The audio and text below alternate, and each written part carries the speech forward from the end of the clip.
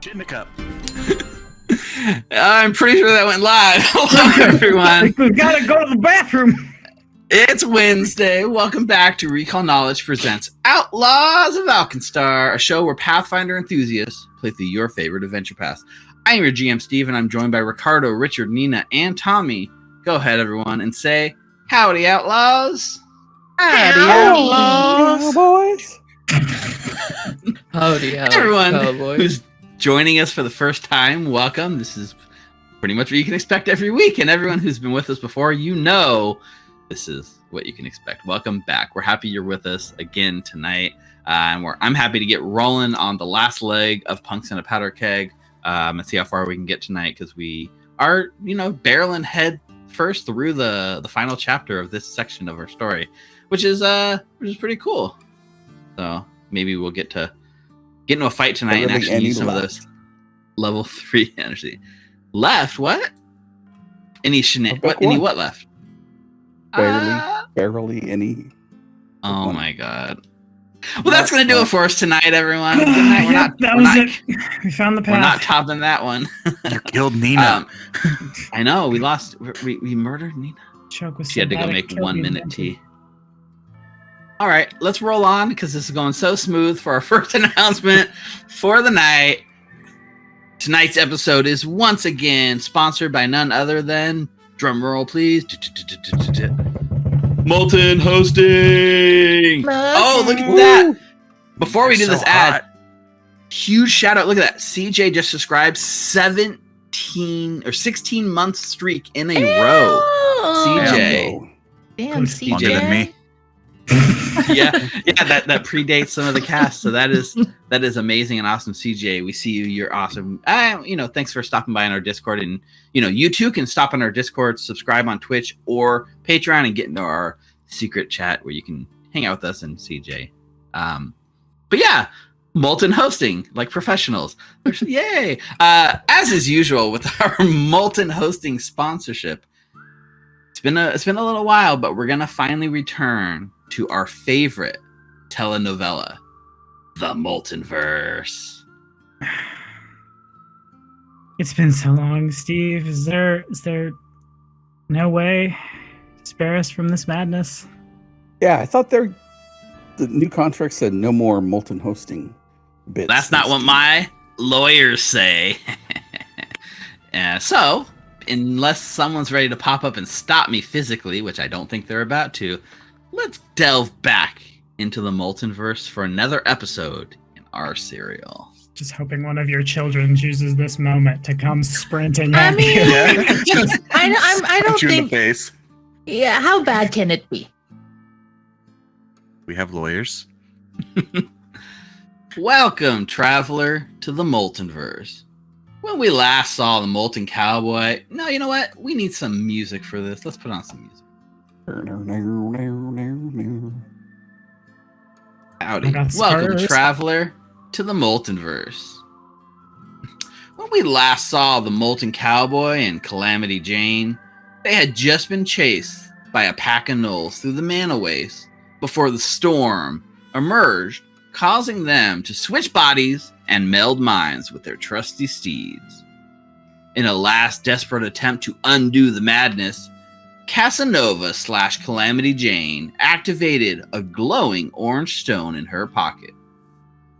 We now return to our cast, floating through an endless void in space, surrounded by images of all the choices in their past.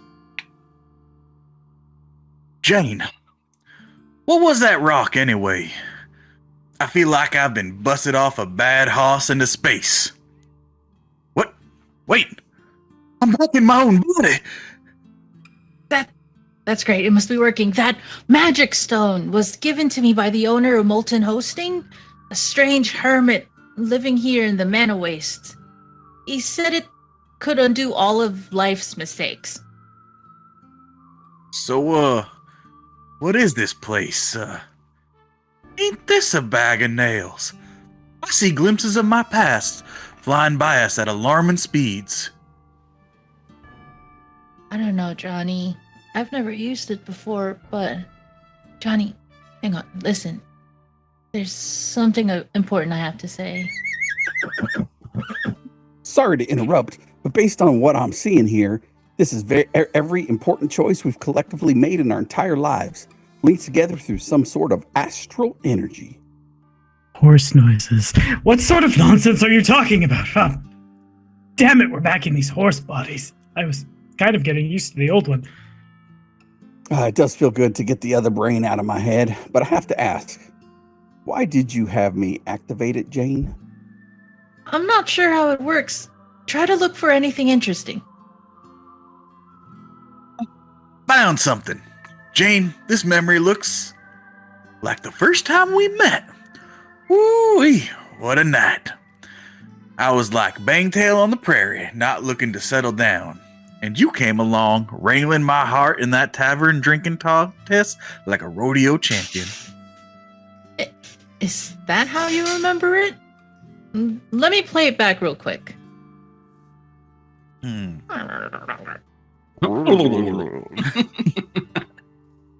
Hey there, little lassie. Are you a cowgirl? Because I see you in a rodeo tonight. Easy there, cowboy. My boyfriend's going to be coming along soon. Wouldn't want to be known as the cattle thief around these parts, would ya? Oh, I have a goldfish. Oh, I'm sorry. I thought we were talking about stuff that doesn't matter. Hey, don't you know who I am? I'm kind of a big deal around here. They call me the Molten Cowboy. Do you know why? Because you're full of hot air? It's because of how hot your loss. Hey, sweetie, come here. Are you a cowgirl? Jesus, Johnny, is that really how you met her? What the hell is wrong with you? Wait, I don't remember any of that. That can't be right. Oh, it is. You're just so drunk you don't remember any of it. But it looks like this orange stone remembered. Let's try this one, the second time we met.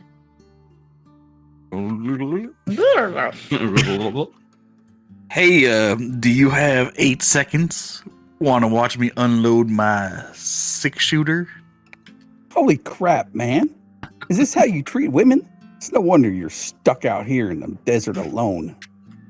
I mean, it's kind of a good pickup line, though, right? Sad horse noises. I wonder if there's a way to use one of these to go back and erase Johnny from ever existing. Hey, that's not nice. Sure, I mean, I'm rough around the edges, but I'm not that bad. Actually, I think he's on to something. I don't know, I mean, maybe, but killing the poor man seems a bit harsh for just some terrible pickup lines. No, listen. Molten Hosting provides amazing server hosting in the cloud for your Foundry VTT games, right? Sure, their services are unmatched. In fact, they provide regular backup so that you can restore your server in the case of an unfortunate choice is made. That way you don't lose all your work. Ah, yes, that's exactly it. That must be what this stone is. Backup save states from our life. And we can choose one to go back to before we switched bodies in that mana storm. Which to choose? There's so many. Wait, what's this memory? No, wait. Casanova, I'm not sure we should be doing this. I've heard that if something is only worth doing, if it scares you, even just a little bit. But with Johnny and Jane, it's just too complicated. They never understand. Tonight isn't about them. It's about us. Now then, let's unload that 6-shooter. Ah! The script says horse moaning. I want to hear it. No, that's what Nina established canonically is horse moaning. It's That's true. Thanks, Nina.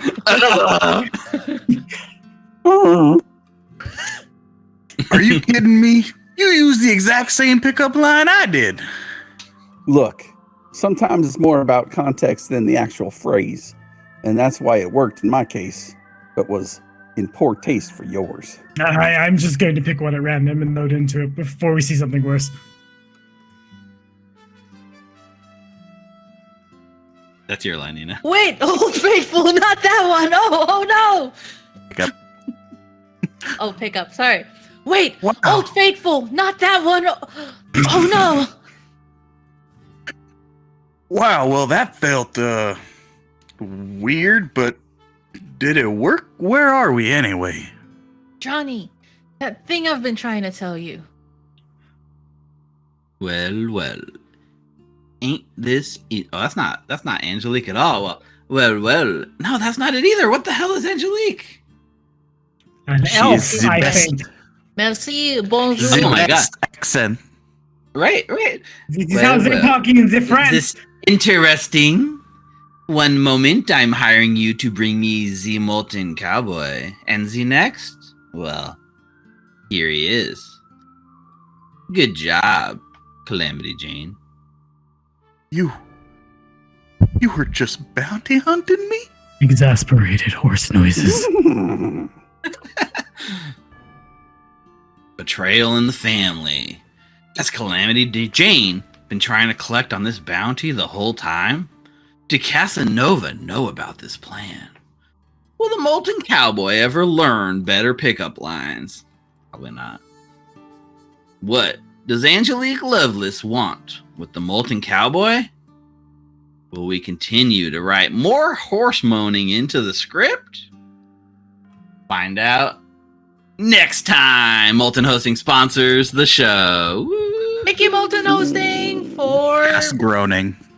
If you want more horse moaning, please subscribe to our Patreon. And if you want less horse moaning, also subscribe to our Patreon and tell us, because we're going to have this exact amount of horse moaning until I hear otherwise. Wait. The lawyer. I'm getting word in from our lawyers. The Molten Cowboy is a fictitious character created by Steve. Me nor anyone here in Recall Knowledge endorses sexual harassment anyway. Thank you. Or sees the script beforehand. Right? I outsource it to Fiverr every week. I'm in the clear. Do you really? No, come on. My goodness, Should.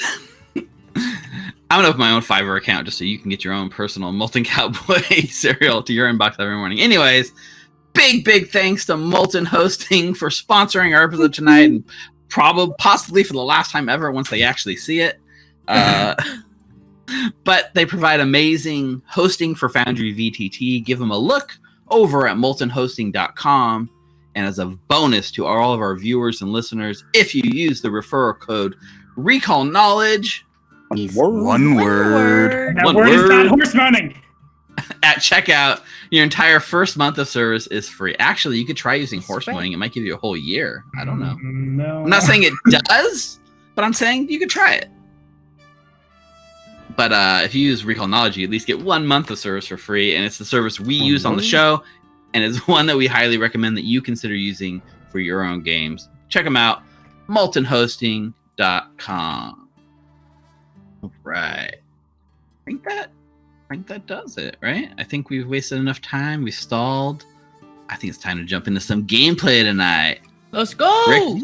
Now that we're done playing start our- games, we'll play Pathfinder. Are we gonna have a dance party tonight? What do you guys say? Raise your hand if you vote for a dance party. Whoa.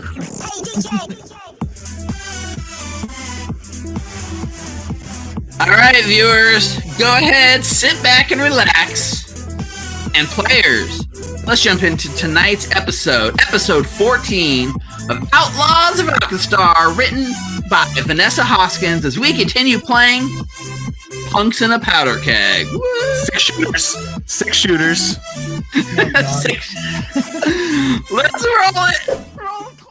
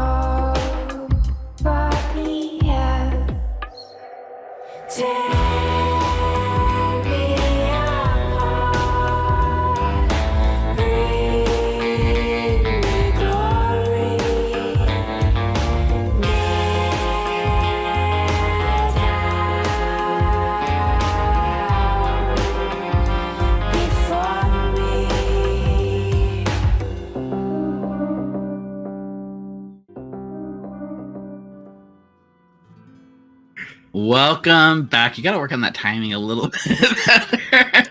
Regardless, welcome back. As we fade in on tonight's episode, we find ourselves floating through the thick haze of fog that clings to the city of Alkenstar. The click-clack of the city below hitting our ears even before the scene fades in. But we find ourselves drifting away from the smog, away from the industrial center that we've spent most of our episodes in Smokeside, and we find ourselves cross through Strati River in a new place known as Skyside. For our 4 outlaws are on a mission to find a mysterious entity that has hired the Powderkeg punks to go after Gattleby. With a lot of time spent going through records, Saruk and Anita were able to come up with a name. Shoma Lyzerus, who is a former student at Blithier College, and kind of a cautionary tale for students not to burn out, not to burn too bright. Meanwhile, across town, Hal and Reficule were attempting to spy on some potential... They found a rodeo club that's hosting an amateur rodeo competition tonight, and they have to get inside, is basically what it comes down to. And they have some potential tips and potential ways in, and we've kind of reconvened at this point outside of Rika's Reagents, right across from Blithier College. As you know, it's pretty much like almost dusk, sun's going down, the city's starting to come alive at night, and that's when we find our outlaws on the streets of Alkenstar. Oi! How's the trip up north? Not bad. We found the club at least. Gave it a look over. Anything interesting? I mean, normally it might be a bit hard to get in, like I said, without a membership, but I think we might have a way in tonight. Tusks, what's your dispositions on large bovine creatures? That depends on if they're running at me with intent to gore or if I'm eating them. Where is this going? Surprisingly, neither of those options. Okay. He's not bullshitting either. Yeah, that's a good one. But it's amateur night for the Longhorn Lounge. They're having their usual bull riding contest, and me and Hal over here couldn't think of a person more suited and more up to the task than you, Tusks. And what makes me so suited for bull riding? I mean, look at you. You're probably just as big as the bull. That is reasonable. You could probably just stand over it and hold it down.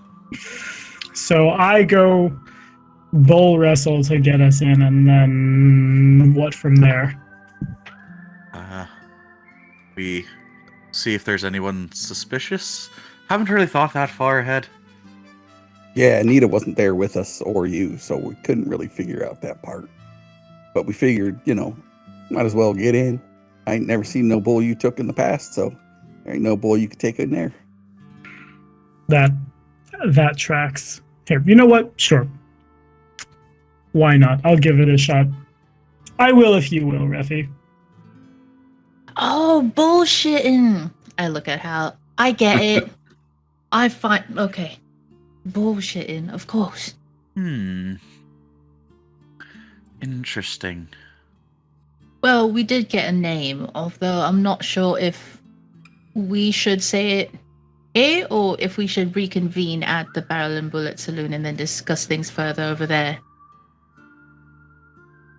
Oh, omnipresent God in the sky. What time is it? It is just before sundown, so we're talking maybe 4 or 5 o'clock. You guys start your day usually around noon, It took you guys a good 4 hours just to match the order slip. Mm-hmm. So it's the city's starting to wind down from its day, and the sun's going to be down in about an hour or two. Well, I mean, we need to get back there, right, Reffy? Because I think so. Didn't that flyer say like the last bell before sundown or something? Yeah, something like that. We got to get there quick, like. Well, We need something. do we need to buy like maybe a change of clothes so that we could, or are we? No. We'll be sneaking in there, except No, for we're gonna- Saruk.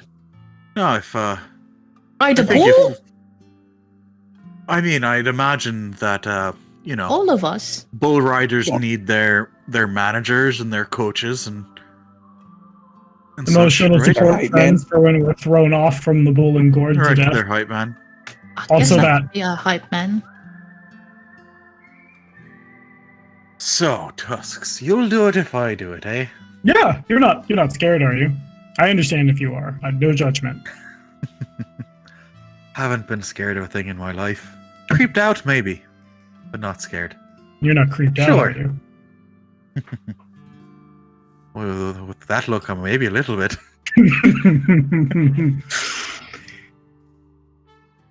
All right, let's go. It's a deal. And Reffy will put his hand out. Sir takes it.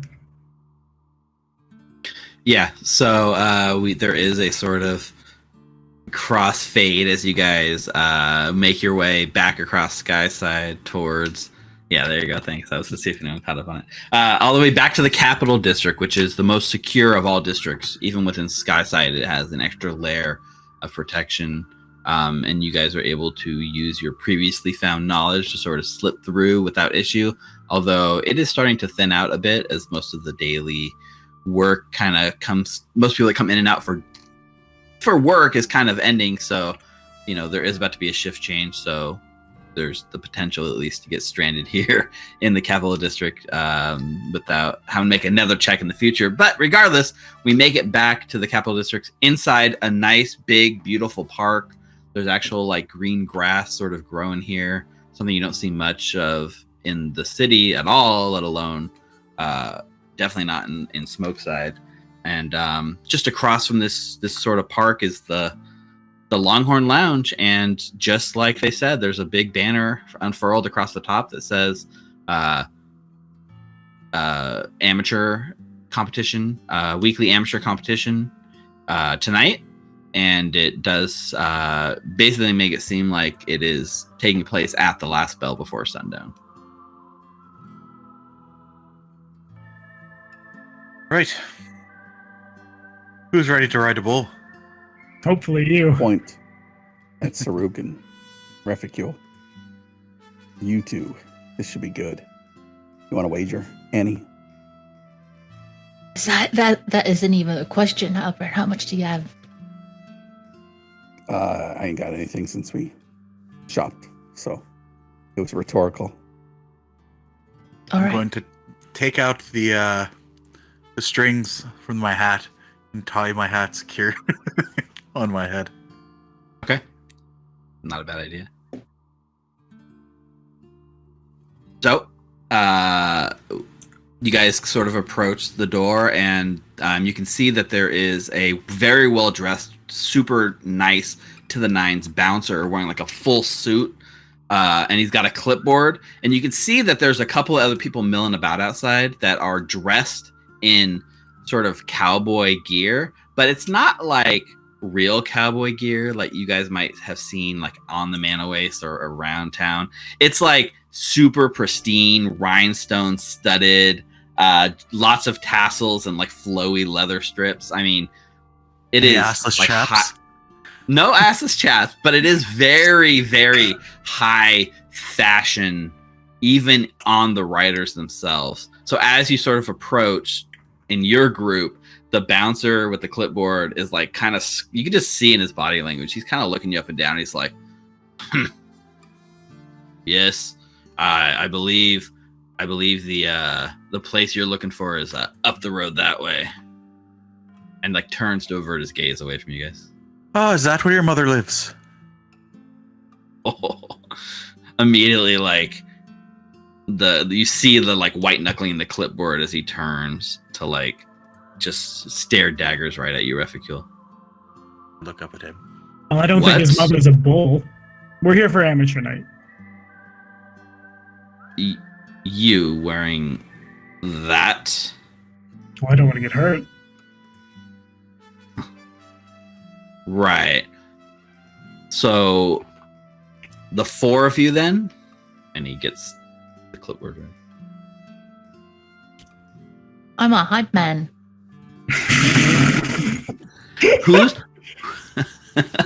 Who's actually writing? I am. He hands you the clipboard. If I'm not going to your mother's, then.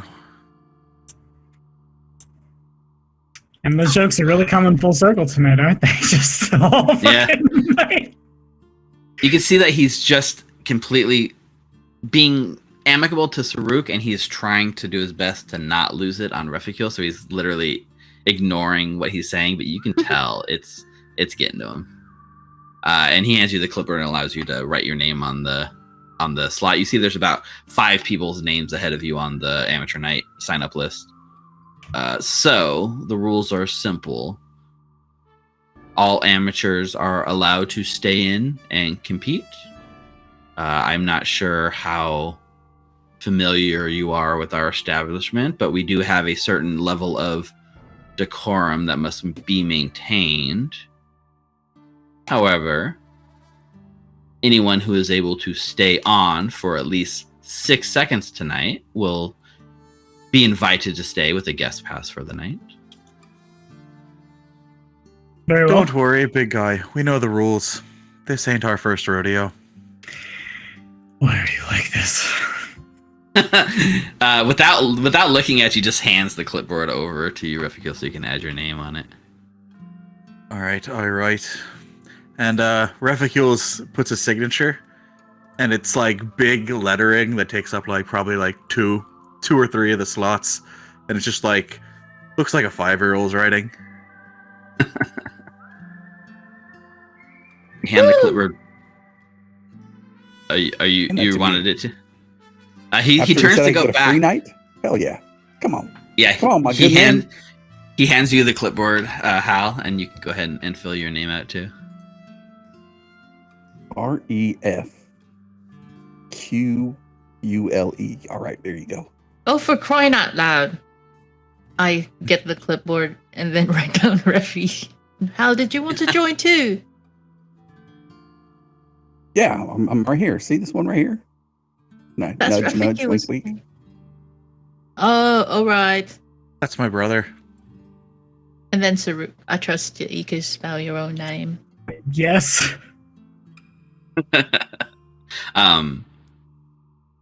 Right. What name did you write down for Reficule, Richard? You just wrote it like a child, but did you write your own name? So there's Reficule. 2 Reficules on the list? Yeah, mine's REFIQUL. Got it. Not Q, CUL. Sorry, that was throwing me off. Okay. So he takes the clipboard, looks it up and down, looks back at you guys kind of confused, visibly rolls his eyes, and disappears back into the club and just tells you to wait outside for a minute while they get final arrangements. And you see like this like cowboy guy, he's got like a huge like oversized hat and jingling of his spurs. He just sort of like waddles his way like stereotypically over your way. He's like, "Howdy, friends. Y'all looking to wrestle some bulls tonight? I mean, I ain't looking to go to the bone orchard or anything, you know, but I don't want to get busted off this or boil over on one of these Mustangs. You know what I'm saying?" No. Yes. I mean, sure. It's all balderdash here anyways, for it. right? I mean, must be a pretty big bull. I can smell the shit from here. Nah. Is that obvious? I mean, yeah, I've never actually done this before. I've read plenty of Clockwork Bulls, but this is the real deal. Whew. Can't wait. I'm here on vacation. From where? Oh, Absalom. You ever heard of it? It's great Great city. I have. I think you may have brought a far too sufficient amount of hat for the proceedings, points towards door. I believe No, there's more of that than our review. I got a guy. He said this is like the style. Is that what, like 40-gallon hat? Oh, I don't know. He takes it off and he's got like a huge bald spot on top of his head and he's looking for a tag that says like how like much it holds. No, you gotta fill it with water. That's the only way you can test how many gallons it holds. And while you guys are doing this, there's like a dinging of a bell like inside the establishment. There's like ding, ding, ding, ding. And you hear like last bell before sundown. The like maitre d' bouncer guy comes back in and then this guy puts his hat back on. Good luck. Name is Sean. I'll be rooting for you. Good luck, Mosey's Sean. Mosey's Nice on knowing back you, over Sean.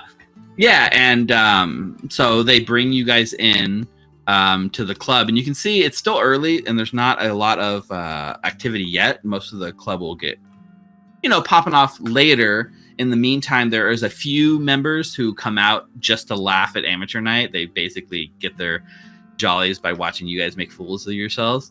And they are in prime position on the edge of the stage, just drinks going. Also, like, the way that they're dressed makes this maitre d' look like he's dressed like you guys, if that makes sense. Like, you start feeling even more out of place as you get in here and start noticing the like oil stains and the dirt. And is that dirt? I mean, hopefully it's dirt. Maybe it's something worse on your boots as you kind of come in.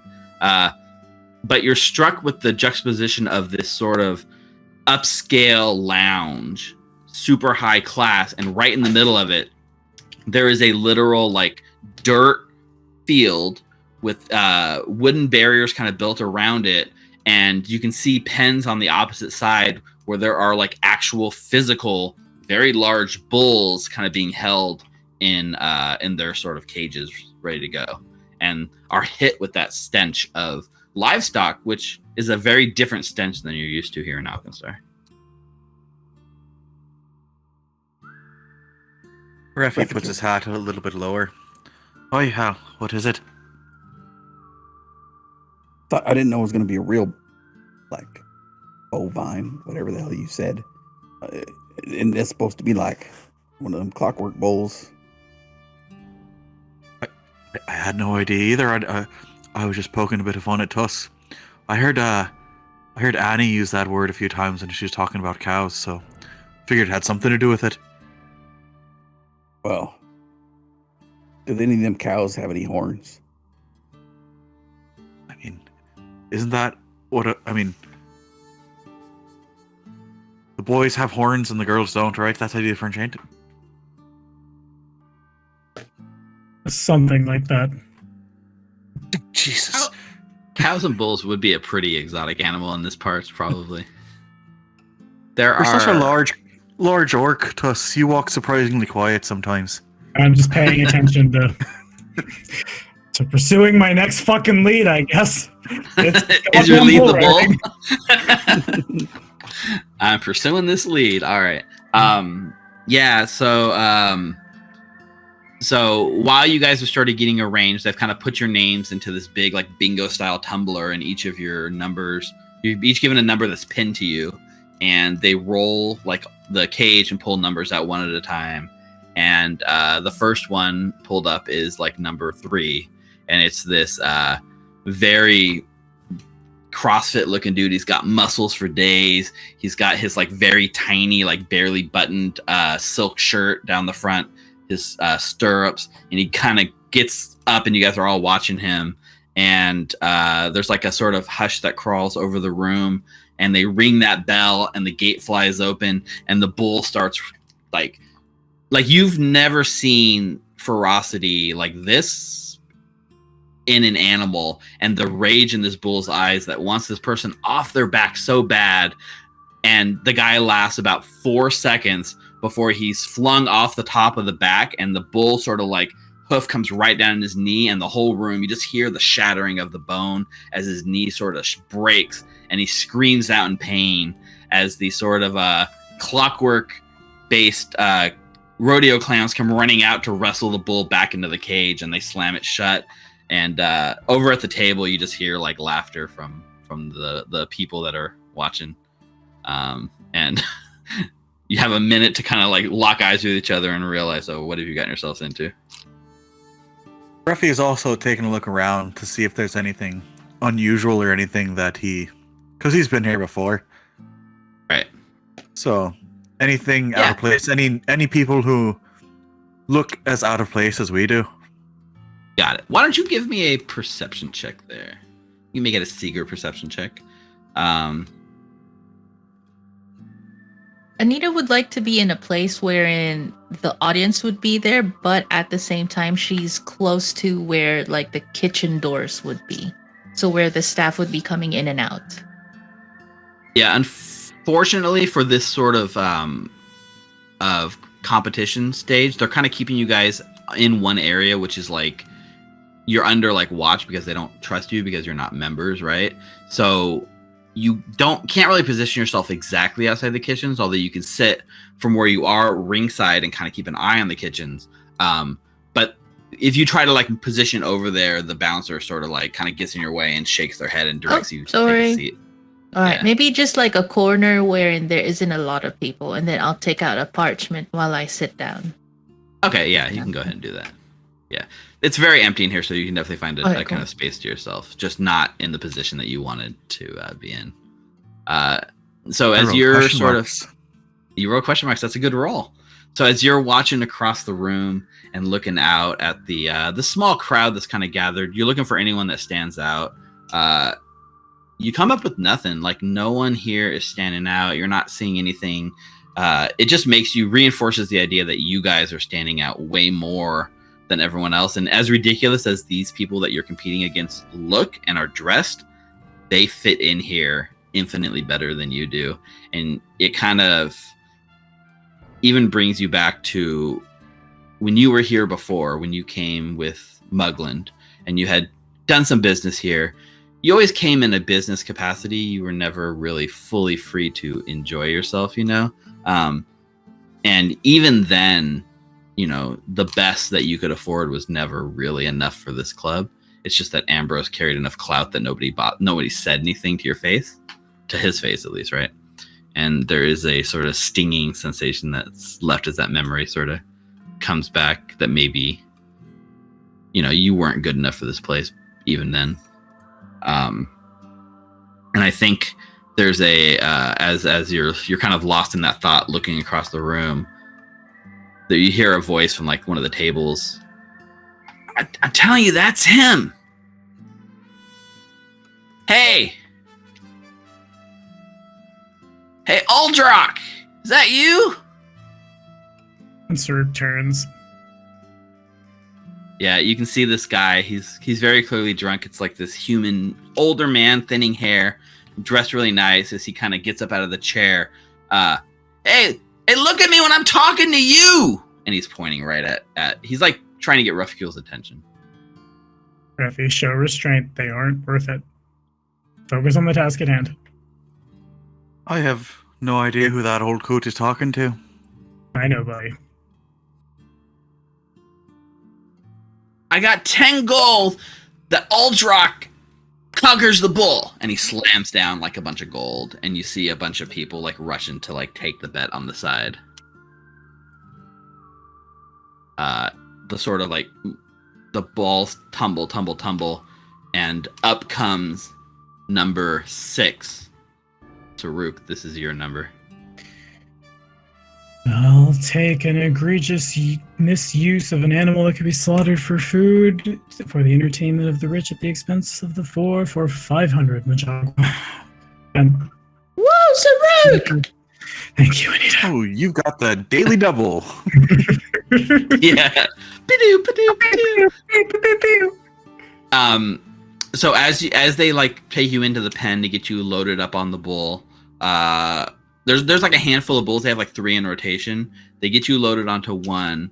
You kind of look down and just get that sense of the sort of anger in this bull's eyes, and the energy it has pent up. you sit on the straddle, the saddle. Your feet have stirrups, but there's nothing other than a tiny little nub right on the saddle to hold on to. Now, for this check, it is one that you can make one of two choices, depending on what you would like to make. You can make this either an athletics check or a nature check. Okay.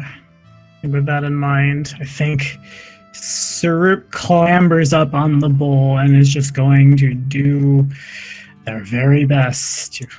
There. Nice and easy. Big fella. And we're going to hit him with the nature.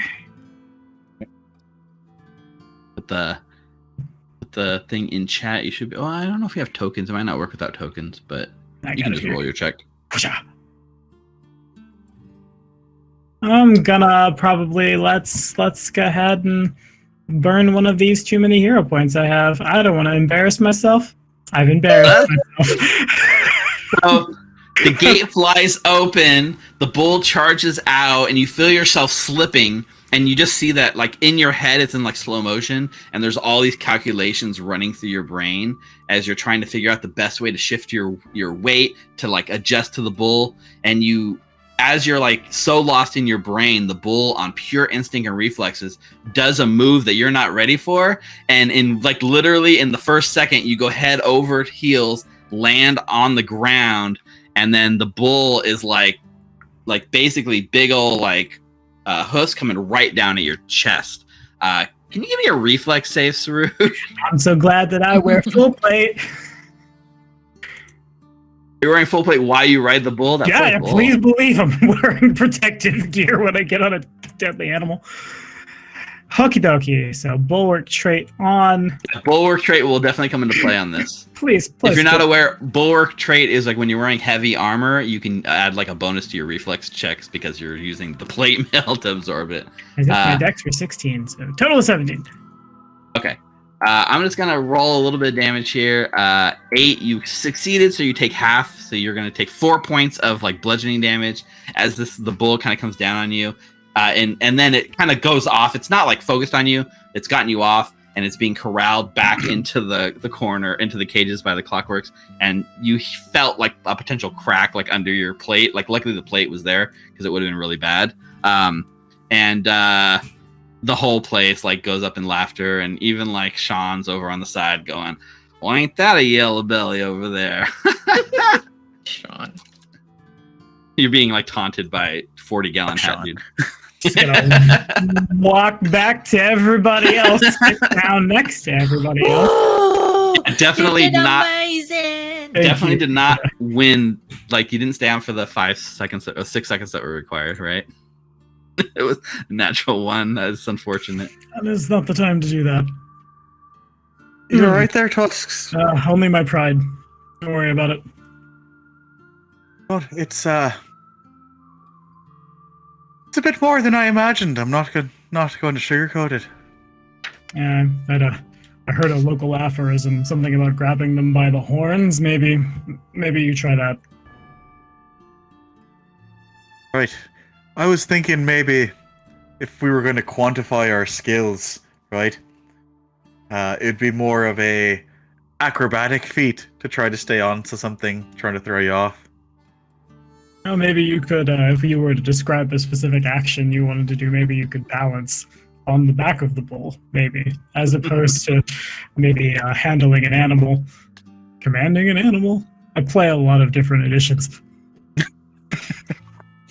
Why you guys are having this conversation about the finer points of skill checks in role-playing games, Sean has been called up, and Sean's about to take his turn on the back of the bull. Oh, Sean. So we're going to leave it to fate. Let's see if Sean can do this. Oh, yeah, something that can fuck with him. Go back to Absalom, Sean. Anita! You're not wrong, but Anita! Sean manages to hang on for about 2.5 seconds before he is like thrown, and the bull like gets the 40-gallon hat on his horn and just shreds it as it like tears, and you see Sean like running and flinging himself over the top of the gate to get out of there as the clockwork sort of corral it back. Sean did he wet himself? That's what I thought. A copious amount of hat, but an insufficient amount of cowboy. It's sweat. It's not pee. It's sweat. That sounds damning, friend. And like, Of course I'll piss my pants. Everybody. It's the coolest. And one by one, the rest of the people are called up, and there's only one person so far. The last person, second to last before you go, is this elven man, and he just like basically rides the bull effortlessly for like 8 seconds, and then they ring the bell, and he sort of like just almost like gracefully like slides off like it was nothing, and just kind of meanders over off the edge, and everyone is just kind of like struck at how like Don't clap for him, Annie. No. That was really amazing. Though. long You see how blonde hair. graceful he was. He slid down Don't it like it him. was. Do better. Do better than him. Yeah, and Woo, I'm hyping you up, Breathy. that's the last call. That's the last number. Is actually no, we got 2 more. Sorry. Yeah, we got Reficule and we got Reficule. So they have like you're pinned with number 7 for Reficule, and Hal's pinned with number 8 because they gave you numbers, but you're both Reficule. So they called like Reficule 8, and you guys That's with look at the each Q? other. It's with the Q, yeah. Q? All right. Yeah, That's the me. number matches. You got it, bro. Oh. Our parents so didn't really have very creative minds when they were naming us. Yeah. So I will leave it to you as well. You can do a athletics or a nature check on this. I Unfortunately, would like to go with athletics. And would my feet Titan wrestler do anything for me? okay. So Titan Wrestler allows you to grapple things that are up to 2 sizes bigger than you, right? Yes. If it does, you can determine it, and I will roll Oh, my you know what? check. I'll give you a +1 circumstance bonus. All right. I think it's worth a little bit of a circumstance bonus here. All right. Let me see. +1. Let's ride that bull. I mean, it's basically holding on for dear life, right? Oh God. I'm going to use a hero That's- point. That's another natural one. Horn, then not the pointy end, no. Well, we know you can't do worse. Mm-hmm. For sure. That's the plus side. All right, 22. One. So, as the bull comes out of the gate and shifts its weight in an unexpected way, you dig in deep and you go into that like heroic potential that only heroes have, and you tap into that heroic potential and are able to sort of slow down the situation. And you guys watch as Hal like sort of just completely, you can see that he's like holding on tight. The bull is like trying its hardest, but Hal is just shifting his weight so much in tune, and every time it tries to buck him off, he like braces and counteracts the right amount of force. And it's not quite as graceful as the elf before, but the 6 seconds goes off before Hal is tossed at about 6.5 seconds off the bull. So he didn't make it the full 8 seconds, but you did make it the 6 seconds. There's a roaring crowd and applause and cheer from the crowd. That's my and brother. It's announced that Reficule with a Q has managed to qualify and win the amateur night, or at least not first place, not the grand prize, but you're considered a winner here. And everyone cheers, and you're sort of ushered off the track, and immediately they start handing you an application, Hal, and you look down, and it's basically like a guest membership application, good for 24 hours for you and up to 4 guests. And it's just a standard form, but they ask you to go ahead and fill it out, and it's basically like just tons of paperwork. And then they asked if you have perhaps, I mean, do you have a tie or a change of clothes now that we've competed? My brother still has to go while my manager looks over this here. No, right. But like, you're not planning on wearing that. This is like, you have to have a tie and a jacket. Don't you guys like have them for rent? Let's find a jacket. And they start like, while like Ruffy's over there getting ready to compete, they're still like trying to like find something for you. Anita, you come over and you can start filling out the paperwork for Hal if you choose. I explain it to Hal. It's an application form for you and for others. Oh, perfect. So you can all stay. Okay, good. Just I would make sure there are any fine print, or I'm supposed to do something, or dress up like them guys over there. In the I'll look it background, we over. see Refugule getting loaded onto the bull, and the guy on the side of the crowd is getting very hyped about the upcoming bet. Like, are you gonna win me 10 gold, or I'm telling your daddy? So, calling you from across the bar. All right. I believe in you.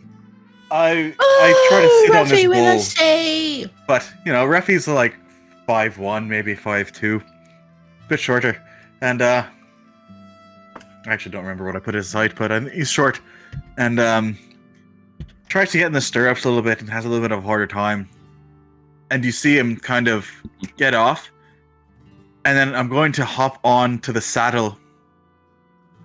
5'7", right? Still short, but I'm not going to put my feet into the stirrups. I'm going to try to like grab the nub with one hand and crouch down like I'm surfing almost on the back of this bull, and try to use acrobatics instead. So I will let you use acrobatics, but I will let you know that the DC for this shot up considerably with the acrobatics approach. That's fine. Okay. As did the modifier applied to the check. Sure, yeah. So go ahead and make your acrobatics check. The gate flies open. The guy's watching you do this. Like, you think you look cool, right? You're like standing up and you're getting all in position, and some of your friends are like getting real like hyped, and it cuts back to this guy on the side, and he's just like, what the and it cuts away as the gates fly open. Refi, can you please give me a acrobatics check? And you take your +1 circumstance bonus. Take Do a I? +1 from All right. Clue in. Harry Chrysler. Chrysler can't help you. No, it can.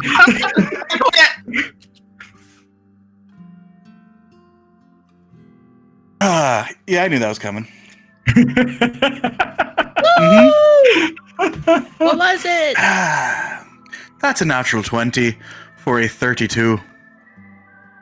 Natural fucking 20. So, in my head, I set this DC at a DC 30 check, which is way higher than the DC 20 that you needed to succeed with athletics. Mm-hmm. You have a +12 with this check, so you hit the success and then bumped it up with the natural 20 to a critical success. So, you jump up and surf the hell out of this bull who tries super hard to shake you off, and you're just like bending your knees at the right angle. Every time it tries to throw your weight off, you're actually like just kind of spinning on one foot and re-catching yourself and then grabbing that nub again. The 8-second bell goes off, and you made the elf on the other side of the room look like he was Gimli and not Legolas, like he is like completely he's completely pissed off at this. And the bell goes off, and even as they come in to like wrangle the bull away from you, you don't go off. And it's like an unbelievable moment here. And I think I wait till the bull calms down a bit, and then I jump off. Yeah. And Hal, all the people that were fawning over you just a moment ago have like completely turned their attention, and you're just kind of left with this clipboard, like looking at it. Like, are you even filling it out? Is Nita filling it out for you? Yeah. Oh, okay. And so, yeah, Refugule, not only have you qualified in one, you've actually managed to win the grand prize here at Amateur Night in a manner that nobody has ever seen in this place. And like the dude on the side's like, yeah, I told you, Todd. And then he's like collecting his gold that he's won. Fuck you, Todd. Sean. You hear that? Didn't believe in me. Even Sean is like reluctantly, like he's actually optimistic. Like, yeah, I know that guy. We're friends. And they pull you off, and immediately like the whole like club is like completely fawning over you. In the sort of wake in the aftermath, as you guys sort of fill out, you are also given a guest pass for you and up to 4 people, Refucule. In addition, since you've won the championship tonight, they've actually given you your own sort of VIP booth upstairs, overlooking the floor. And you didn't even really know this, but there was a grand prize purse. So because you have successfully won, you won the competition's grand prize tonight. It's only 10 gold, but that's not bad for an amateur night. So you can go ahead and add 10 gold to your inventory. And you guys are all sort of through the trials and are now honored guest nights, although you and everyone else have all been sort of given fancier wear. So they bring out like a sport coat and tie for Hal. They bring out for you, Refi, you have a nice sport coat that they have that fits you. But you have a special tie that has like a person like bucking on a bull, like right on the tie. Is it a blue ribbon? Right, a blue ribbon, and it signifies that you like won first place tonight. So they, basically, you basically are going to be treated to free drinks all night in this place tonight. Saruk, unfortunately, they don't have anything that quite fits your size. So you've got your sort of sport jacket's like halfway up your arms, and like just like that. But they insist, and then the tie, it like barely ties, so it's only like a couple inches like there, but it is when they come out with this, I think that the immediate response is, you wouldn't ask someone to take off their military uniform, would you? This is really important to me. You look like the kind of people who respect the military and are proud and happy to have them in your establishment and would thank them for their services, right? Right, friend? Give me a diplomacy check. Oh, I will. Especially when I remember that it's in the proficiencies tab, and definitely not the skills tab, which doesn't exist. Can't get any worse than before. They kind of have like a whispered conversation between themselves, and then they settle on a compromise, which is they just hand you the tie. Sort of takes it and just kind of like tries to tie it around himself. I look worse in this than anything else. I'm objectively much bigger than anyone else here. I'm just gonna rip this. Everyone objectively agrees you actually look worse with it. Yeah. They don't. They leave it with you, but if you don't put it on, they're not going to bring it up again because you're hanging out with the champion tonight. I think the most interesting thing is like with Anita, they come out with like it's a little bit dated, but it is a pretty nice sort of cocktail dress that they try to have you put on. Do you have anything for my robot? I have a tie. I pass the tie to Wybert. Wybert's probably got a thicker neck than Saruk. Tie it's like make like a bow tie. A bow tie. Barely. But it's like this nice blue sort of cocktail dress that is they give you to change into. But the night sort of rolls on, and you guys are treated to drinks and food and ambiance, and more members start kind of flowing into the club as it starts coming into full swing. And there will be like professional bull riding tonight, and everyone keeps coming by and asking if you'll reprise your sort of bull riding refuge. They want to know if you're joining the circuit. Like, are you joining the circuit? Like, that was I've literally never seen anything like that. I've been all over the globe, and that's the first time I've ever seen anyone. What do you even call that? Like, it wasn't riding.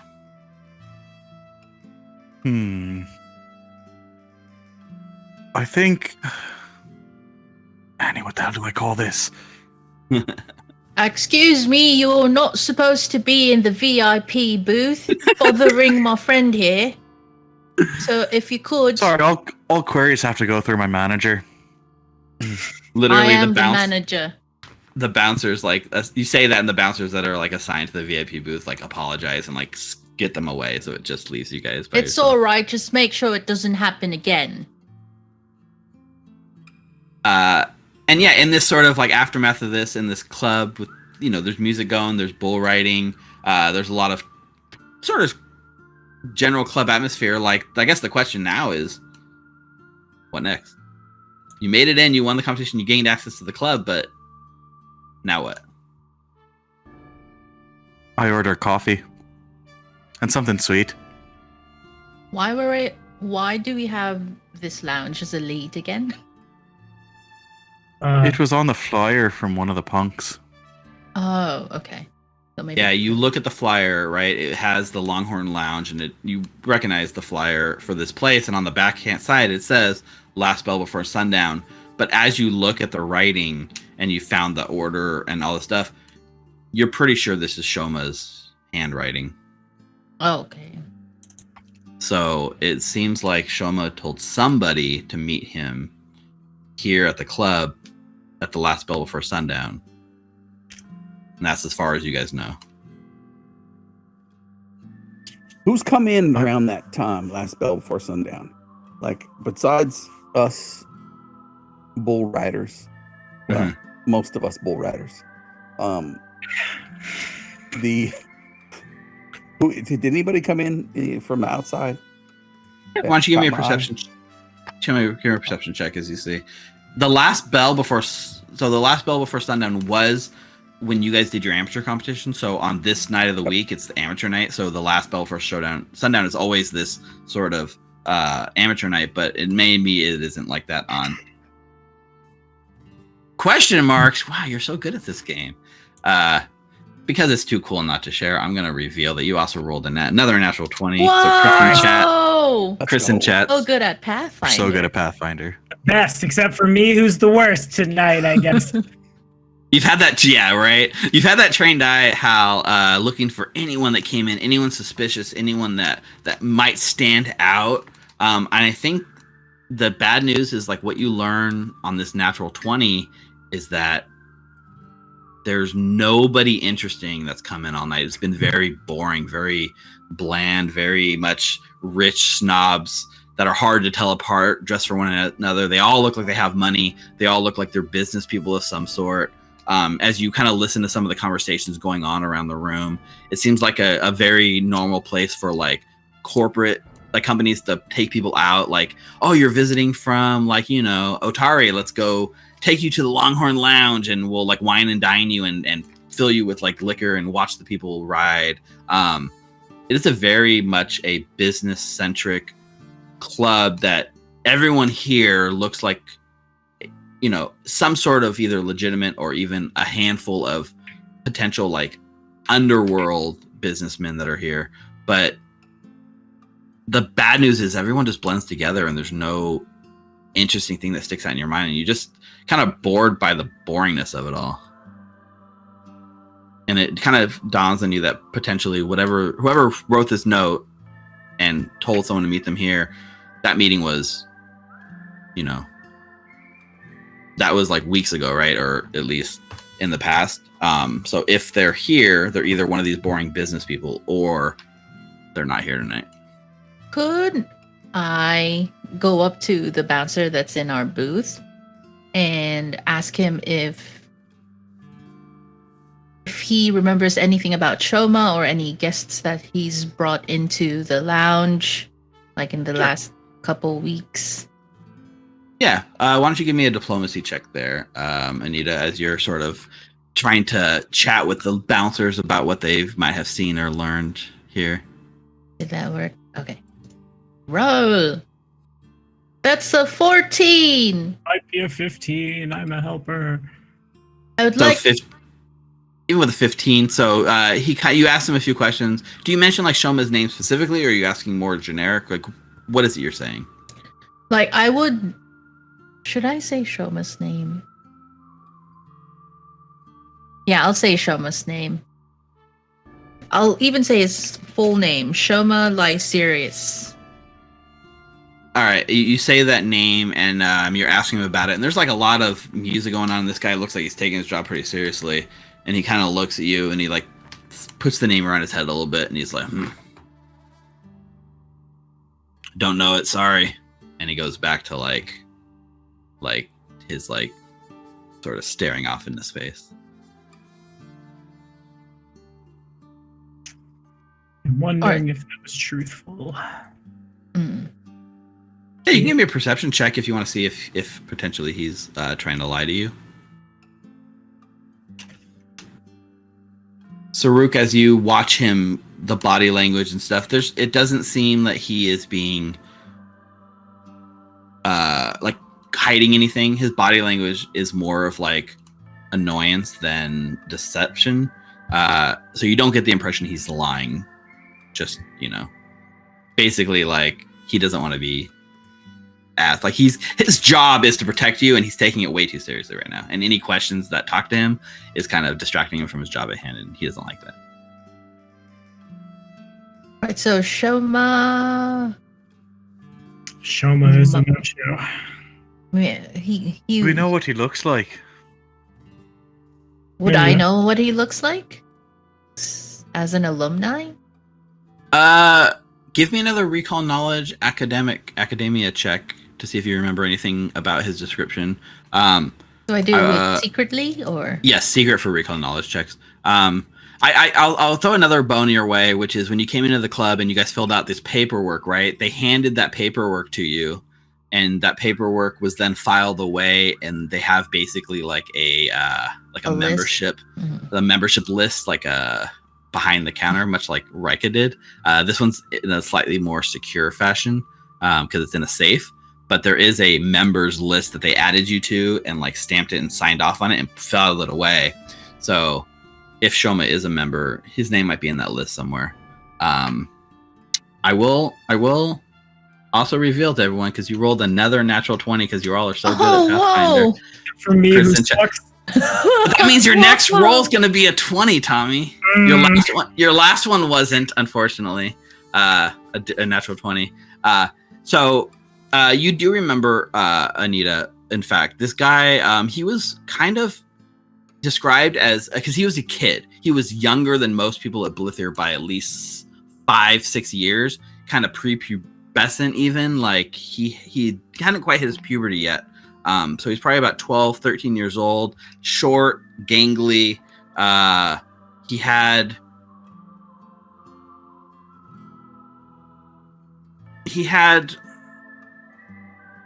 I mean, he was just kind of like your very stereotypical nerd. But I will layer on with that natural 20 as a total of 29. That this would have been well over a decade ago. So whatever he looked like when he was at school, he would look vastly different now as an adult. I think there were, I guess because you rolled out 20, I'll throw you a tiny little Like any defining clue. features, like a scar that would have stayed with him until like he got older. Like Harry, Right. We're looking for a gnome. Or Yeah, I mean, he was always like talked about as just like a very boring human. Human. But there were some rumors that he might have had a more exotic heritage. In that, let me just see. So he was kind of rumored to have been like of the Ifrit heritage, like the Ifritis, the genie type heritage, like an elemental sort of connection. Though, there was never any evidence of that, and it might have just been rumors. Okay. Well, I do know what he looks like, but then again, the image I have of him was when he was really young. So, but earlier while I was helping with filling up the names for the contest, I noticed that they also had a list similar to Rika's, so we could have a go at it. Worth a shot. Maybe someone downstairs knows more or has seen Shoma. I don't know. So would it be against your deity if we like maybe offered them an incentive? Bribery? Oh, voice in the sky, how much will you be angry with me if we do bribes at shitty business bros? Or even, let's say, procured it by less noticeable means. I have that on reflex, so I just let me know. I mean, let me tell you, Tuss, this establishment is at one of the cores of the rotting hearts of this city. The business that goes on here is legitimate enough, mostly, but it's all a veneer, a show. Hides what really goes on that makes this city tick. And the people who want to continue to exploit this city, they use this as their private meeting grounds where they know they'll be not bothered or made public of their dealings. And you know this because... Oh, never mind. If someone knew you by name... Yeah, alright, fuck it. So, going into your sort of doctrines and the voice in your head and stuff, I don't see anything super outwardly from Kazutul that would prevent bribing someone, right? Fair. Sort of the anathema is like owning a slave, forcing a creature to act against its will, refuse to give aid to an ally, or enforcing an unjust law. But like bribing someone? If anything, I think if I try to make you act against your will, I may fall from grace. So by all means, kill everyone in sight. Blood for the blood god. Right? The so letter of the law, maybe but not like the spirit. you know, holding a gun to someone's head and saying "give us the list" is probably not okay, but like offering a bribe for the list is probably okay. Stealing from a corrupt business, yeah, no. Yeah, the more you say that, the more I'm into it. Right, if that fails, you might just want to close your eyes and turn around, though. That doesn't... Damn it. It won't fail, I believe in you. So at that, I think the scene sort of like fades from there, and we're going to go to our break for the night because it is pretty much that halfway point. And it's so hot tonight. Ugh, I need some iced coffee. That makes it worse. Bringing us into the Molten verse, then. Yeah, bringing us into the plane of fire, where apparently there's someone who's rumored to maybe have hair set on fire sometimes, but you don't know. Good wigs. Yep, we're in the like ninth circle of hell, guys, and it's all Molten verse. So yeah, let's take our break really quick. While we go to our break, make sure to take time to support us. Head on over to twitch.tv/reconknowledge. Follow us there. Subscribe with Amazon Prime or any other subscriptions you want to toss our way. We won't reject them. If you do not subscribe, I will write more Moltenverse ads, so go subscribe. Yeah, all right, I'm fucking going. Hang on. Jeez. Go on youtube.com/reconknowledge and subscribe there. It's a good place to catch all of our other episodes, our prequel, and our new Bastion show, GM'd by Richard, will be up there. You know, eventually. It's not on YouTube yet. It's coming. We're going to release them in batches, I think. So we're still figuring out the details of that, but keep your eyes peeled for it at least. We'll be back in 10 minutes with more Outlaws of Alkenstar. Don't go anywhere. Stretch your legs. Go to the bathroom. We'll be back in just a minute. Hello, everyone. Welcome back.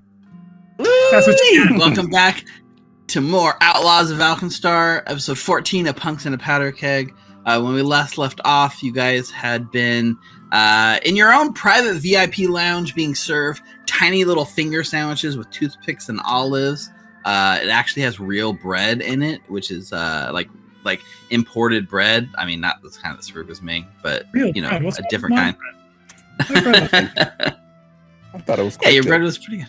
Yeah. Little finger sandwiches, like lots of like high-end alcohol, and basically you guys have spent the night living a little bit on the finer side of life, in, you know, but you've been sequestered in your sort of VIP booth in here, and so now it's time to go out and get what you came here for. Find out anything about this flyer, this Last Bell at Sundown flyer written by Shoma.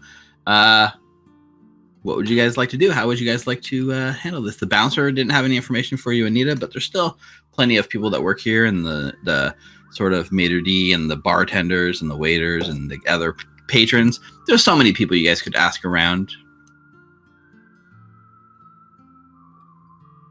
I could shoulder this expense for the bribery, to be honest. How much do you think it cost? I don't know. A silver? No? I look around at the place. I think it might be a little more than that, Annie. I pull out my 30 gold of that. All Not quite that. of this? No. Look, Overcorrection. I've got my winnings here, right? As the grand champion and all. I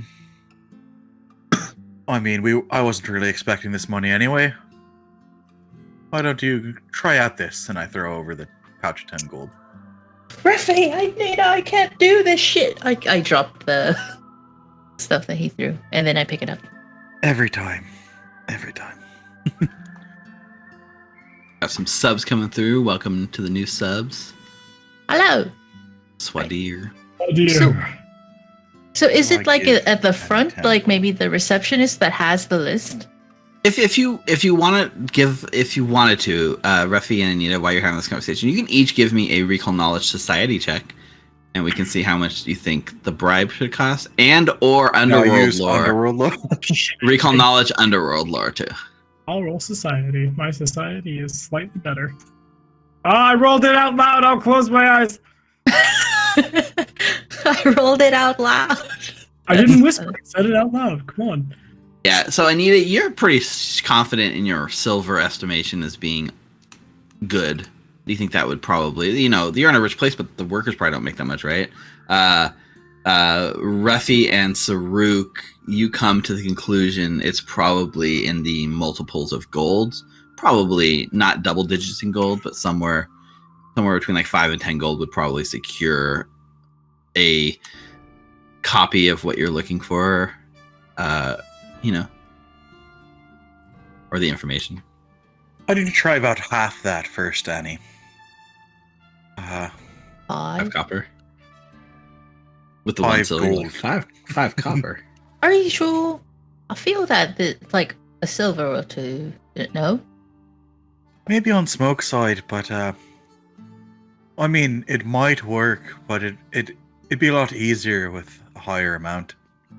All right. Gold greases the wheels over here on Sky side. Okay, so 5 gold. So was the list with the receptionist or the front? It's in a more like office, like just behind the bar. Oh, could I get the like a waiter? Is there a waiter or a server that You have your own private VIP Yeah. Waiter that keeps bringing you stuff up. And can I get you more of these delicious sandwiches with the little olives, or perhaps something more to your liking? Oh yes. I would like another gin and tonic, please, and then add a bit of like maybe olive in there. Also, if you could, and then I motion him to come in closer. And then as he comes in closer, like I Smash him in the back of the head. no. I give him like I give him the 5 gold like into their pocket. Okay. And I say, I'm also looking for information on the guest list that you have there downstairs. If you could get that to me, that'd be amazing. I mean, like the entirety of our membership list, or just tonight's guest? Not tonight's guest. It'd be better if you could give me the entire membership or guest list, but at least as far back as maybe a month or 2 ago. Could you do Right. that? I'm on it. Like Brilliant. winks at you and like disappears. Oh, wait, hang on. Cake! Cake, right? Cake for the champion. Amazing run, by the way. I'll be telling my children about this one as it goes out. I just gotta and- give him the. Yeah, it comes back with a small personal size like chocolate bundt cake with like powdered sugar, and sort of places it in the middle of the room, and then kind of like side eyes a little bit to make sure that the bouncers aren't looking, and then pulls out under his coat basically a little like folder that has the entire like current membership list for the club. How long And just- could I have this, or is this a copy? Oh, this is the only copy. Oh, all right. So why don't you just go ahead and look it over, and when you're done, just let me know. And he's whispering, and he's like, and anything else I can get you. More of these sandwiches. Go, please. Scurries off for more sandwiches. All right. And therefore, And Yeah, back we and go it's- to finding a name in a haystack. Yeah. Well, in this case, it's different. Like, what are you looking for in the in there? You're looking for Shoma's name, I'm essentially. looking for right? Shoma, and maybe because you know how usually for country clubs, they also list down the name of their guest. Yeah. So any guests that Shoma may have brought into this establishment. Okay. Yeah. So as you're looking through the book and it's organized pretty well, you do find like a sort of page dedicated to Shoma, and it has sort of a history and a date, and it looks like he's actually been a full-fledged member of this club for some time, like for at least the last 5 years. And this book, it lists his his starting membership as being about 5+ years ago. But this page that's in here is just his most recent log, and it goes back a couple of months. And you can see it's basically like pretty regular visits, and it's usually Shoma. It's always Shoma by themselves, like never a guest. Just poor Shoma, by himself here at the Longhorn Lounge, up until like a week ago. Oh. And there is a entry. The last entry shows Shoma and 3 guests. They don't have a name, but you do see like right at the end of it, like in red ink, sort of like scrawled. It does say guests unruly membership terminated. So a powder punk. Oh, I'm Possibly. assuming. Okay. It doesn't say anything about Powderkeg punks. It just says guest unruly. And this was a week ago, right? A week ago, yeah. Just a little, probably about 9-10 days ago from here. So it was like in the last week, like not like basically just more than a week ago, but in the last like week proper. And you see, I think the only notes that like are written under it in the same red ink is like goblin gun with a question mark. Goblin. Does he have a platinum jacket? Ooh. The goblin. It just, the words goblin gun question mark are written on the page in like as a note under Shoma's sort of like cancels his membership. But it appears that Shoma is no longer a member in this club, and whatever happened was enough to get his membership revoked on his last visit. So is that like goblin gun, one word, or like goblin with gun, like 2 words? It's 2 words. Because remember, Have a there's goblin that, gun. like that goblin that has like a jacket with money. That Refi. No, I told you. Or It's, glass. Or It's- glass! he has a platinum robotic arm. Oh, an Oh, arm. that's right. Made out of platinum. That's right. Right. Right. I swear that's what I heard. I think forgot. shoot your ears. I mean, maybe that bounce person Yeah, or the that waiter waiter. that you sent, maybe he was here like 10 days ago. You could ask him, hey, you remember that ruckus somebody had? Maybe you could, could you help? Like, who was else there? Our friend Choma is no longer a member here. We were hoping to see that person. Then you could say, who was with him that kind of caused that. If he was ruckus? kicked out, maybe they not would know. our friend Shoma. Maybe our rival or some. I don't know if we want to be friends with someone who was kicked out. You literally just rode a bull around the arena for a half hour, through the aisles and the tables and outside the pen and back, and then gave it a kiss and came back. I'm sure You you'd should all be right. using Jade. You are a fantastic storyteller. Hey, Bouncer, do you know anything about what happened with Shoma and the unsavory types that came with him? The same bouncer that refused to answer earlier. The other bouncer. The other bouncer. Got it. The other bouncer. Why don't you go ahead and make me a diplomacy check on the other bouncer? Can I aid? Sure. Yeah, you can make a diplomacy check, Anita. DC 20 to aid. Checking all of my way too many. Not enough, really. So 17 is not enough to give a bonus to the check. Just quickly reading. Why don't you just ask the person you just gave all that money to? Sure, Yeah, you'd I'm just ignore it. waiting for him to bring us all sandwiches. Oh, all right. So I have this, and I haven't had a chance to use it yet. But Ooh. I have my subclass, so Ask a question of a non-allied creature that you can see and have been conversing with. Okay, the bouncers would definitely qualify.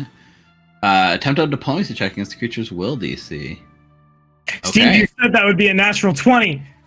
I lied. I'm a terrible liar. Sorry. Go for it, I guess. Why not? Because it has to be blind. It wasn't a natural 1 at least. Oh, you're re-rolling it? Okay. Yeah. Okay.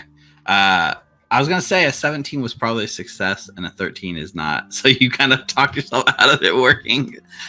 So that's a failure. The target can refuse to answer you as normal.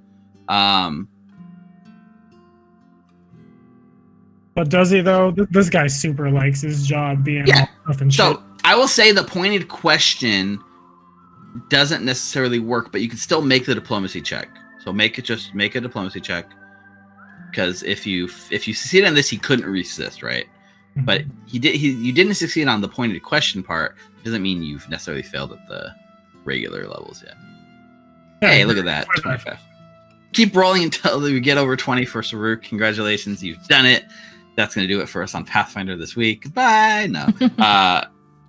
But yeah, so he's not compelled, and you can see he's a little annoyed at the way that you sort of tried to get it out of him. But he does confirm. He's like, yeah, I was here that night. I know what you're talking about. You're talking about that goblin in the suit. He had like a suit of armor on with a gun sort of mounted into it. And when we told him he had to like take it off, he told us that if we touch him, that he's gonna break our arms. Yeah, I remember that asshole. I see. Did you get your name or? Oh shit, what was his name? No, he went. I remember we asked what his name was, and he says, "Go fuck yourself." That's my name. Something. So maybe his name was "Go fuck yourself." I don't know. I think it was. He's a goblin with a monkey tail, like a monkey, one of those monkey goblin types. But I mean, you have a gun mounted permanently on your shoulder. I guess you don't really need a name, right? You're just kind of the goblin with the gun mounted on your shoulder. Wait, he said something though. Maybe I could remember he said something. It's really hard to remember, and if only I had something to jog my memory. And he like side eyes you. Is he doing the? He's doing the like. Money? He's got that one hand like sort of doing the thing for money. Out of character. I want to be like, would bees jog your memory? Yeah, I'll give him gold. All right, you give him a gold. It's not as impressive as the last one, but he'll take anything he can get. Like nods, tucks it in his thing. As I was the one dragging him out, I was tasked with tossing him on the street, and he kept yelling something that didn't make sense. But maybe it means something to you guys. He was like, "We should have met at the Widget Works," is what he yelled back at Shoma, I believe it was. Yeah, Shoma had. We have a very strict, you're responsible for your guests' actions policy here at the Longhorn Lounge. So poor Shoma was, shown the door as well. But should have met at Widget Works. Do you know where that is? Not a place I'm familiar with. No, thank you. And then turning back to the squad. Does anyone know where that is? Do I know where that is? Does anyone You know can where give that me you can give me an underworld recall knowledge underworld lore or society or Alkenstar lore. Alkenstar lore. Make it secret because this is a Exactly where it is, and cheated to know that information. But is? Question marks. question mark. Art of 27. okay. Everyone gets Okay, their you do. checks in. I'll hide it. Okay, so with everyone putting their heads together, Hal and Anita come up, not heard of it at all. I think with Saruk and Refi, you both have some level of inclination of where it is, and you start racking your brain like Widget Works. Like, why do you know that place? And it actually clicks because in all the scouting and all the prep work you did for escorting Gattleby, there was a sort of warehouse that was on that neck of the woods over near the Ironside Corridor, just on the the western edge of Smokeside. And it was maybe like just around the corner, like 5 blocks up from the Yeast of All Brewery itself, where you kind of took Gattleby, and you've passed by it constantly. Never really gave it a second thought, but there was a place called the Old Widget Works Warehouse, and it might have something to do with this. Oh, my chocolate. It was over by the Yeast of All. Yeah. We passed by it, didn't we, Tusks? We Quite did. a few times, I think. Huh. I feel like Always have to go back to that damn brewery. we fucking do. Thank you, friend.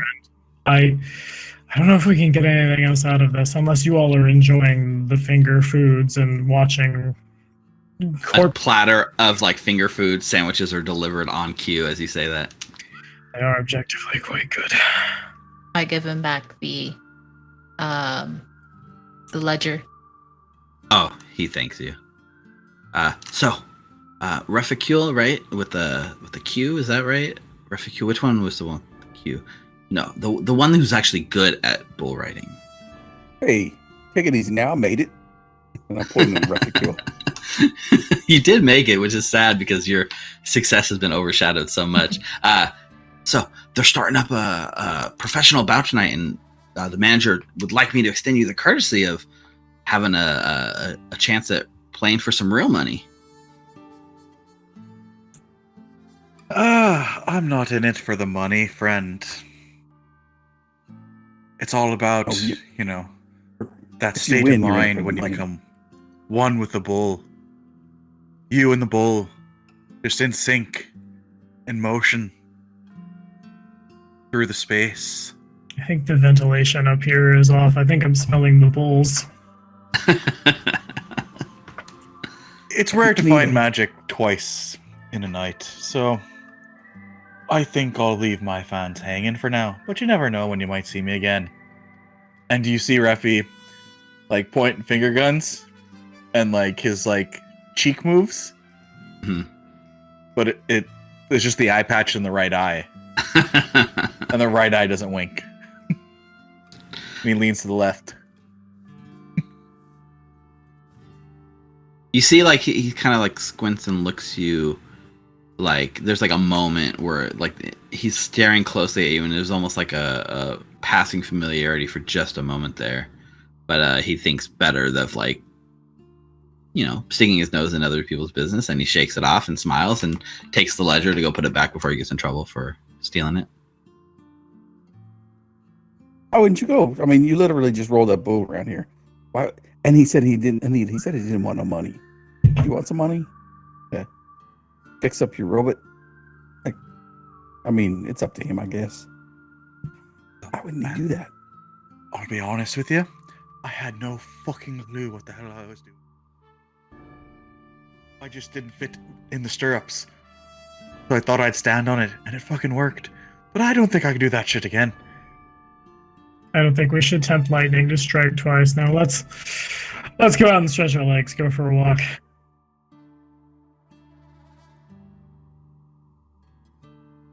I don't think you would have said 25,000 gold pieces. Do you think you would have? 5,000? Go ask him yourself. 500?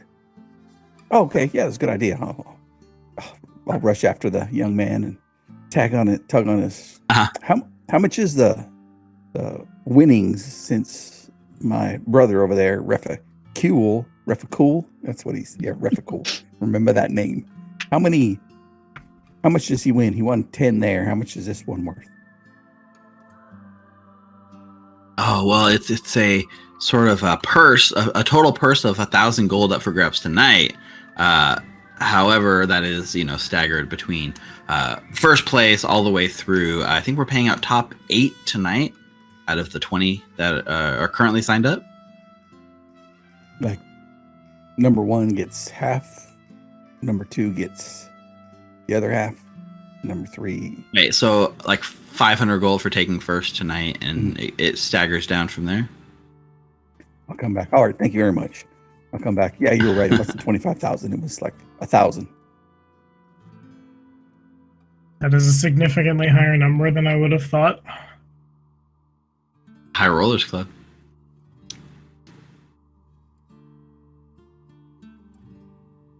I'm gonna put some logic in it. I just look at Refi like, you know better.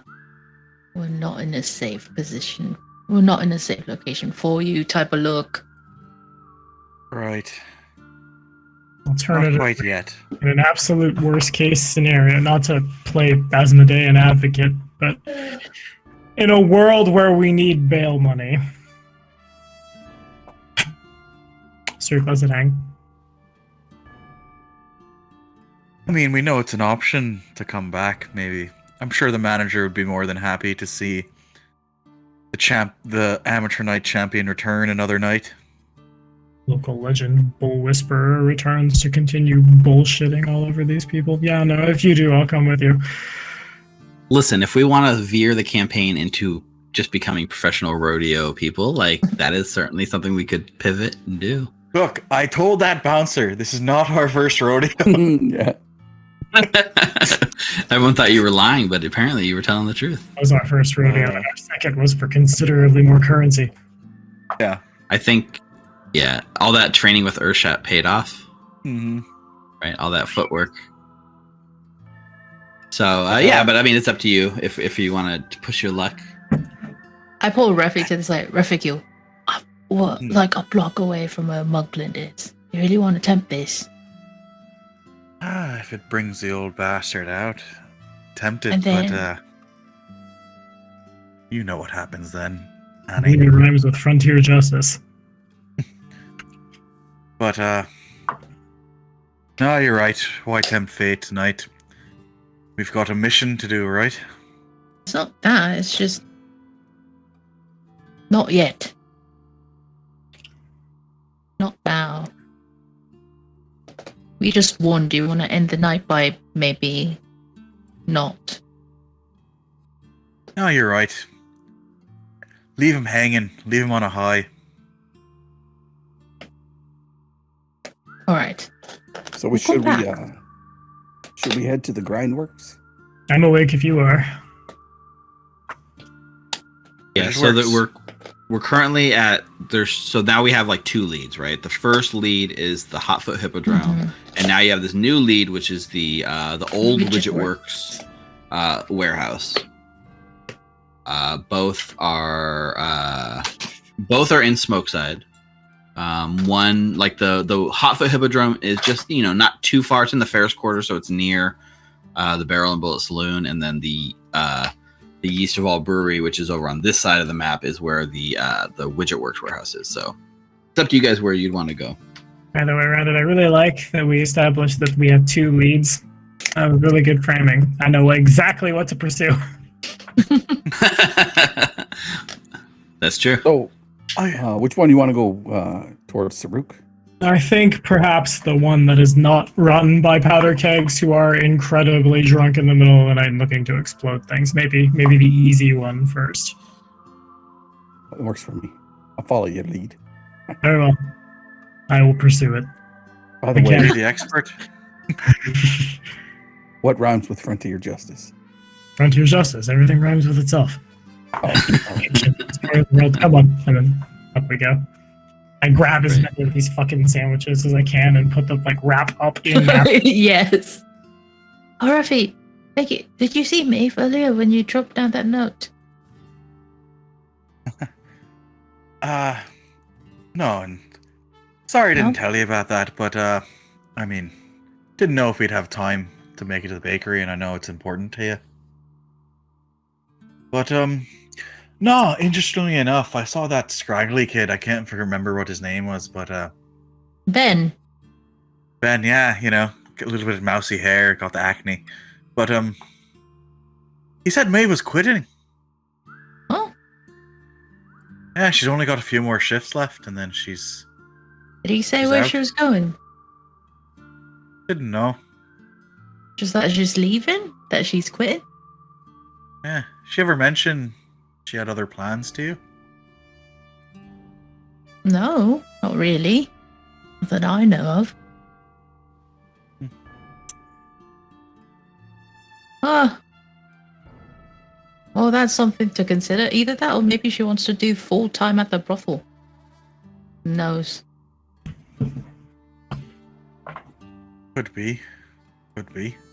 Probably better money, but That's weird. Ah, alright. I'll consider that while we're walking. Okay. Yeah. So from here, there's you're basically leaving the capital district dressed in pretty nice. I mean, did you change, or are you still dressed in your nice-ish clothes? And did you give back the clothes that you borrowed? if Definitely no gave one me stopped back. us walking, I mean, I was gonna say if I no one did. stopped us walking out with them, then I changed back. I couldn't walk. It's true. I believe is tied somewhere. Okay. Yeah. So Refi, you can take a set of fine clothes with you, and the rest of you give it back. I just put my jacket over the other one to like as I'm walking out. Right. And you also got your prize, and in addition to the 10 gold, they also gave you a little trophy. It's a small sort of man riding like a bull trophy, and it says like, Longhorn Lounge, amateur night, grand prize. Just a little token of your As I'm walking gratitude, out. Hey, Steve. looks over. How did you know his name? You do know him. Okay, yeah. Steve, that guy that earlier, the one that was like doing the bet that made like a bunch of gold on you, the one that like kept calling you Oldrock. He's looking around like, who the fuck? And he sees you in the door and he's like, Oldrock, yeah! I just toss him the trophy. Hold on to that for me. He tries to catch it, completely like misses, like bumbles it, like part of the like one of the legs of the bull like snaps, and it was definitely not made out of real metal. It was just like a fake plastic sort of thing. And I don't look back, What? and I walk. I don't say anything else, I just walk away. Right. And the legend of Ruffy the Bull Surfer will reverberate through the ages. Forever and ever. It'll be a local legend, and I'm gonna write it into Pathfinder 3E lore somehow. The next Alkenstar source book is gonna mention this moment here. But yeah, we kind of get to the point when there is a crossing, so you can either go back the way you guys came, right, which is south through the capital district, or if you were to go west, right from the capital district, there is another bridge that goes right into the Ostrati Heights and right into the nicer area of Smokeside. So you're only like a hop, skip, and a jump from getting back to Smokeside. The challenge here being, at this time of night, coming out of the Capital District, and this bridge is not as heavily trafficked at night. there's a good chance that maybe you'll be recognized. Technically, that's true no matter which way you guys go to get home. So what is your plan tonight to get back to Smokeside safely? Can Hal slink along and hide in the shadows and go from place to place and kind of scout a good route? Okay. Give me let's do the stealth check for this. Alrighty.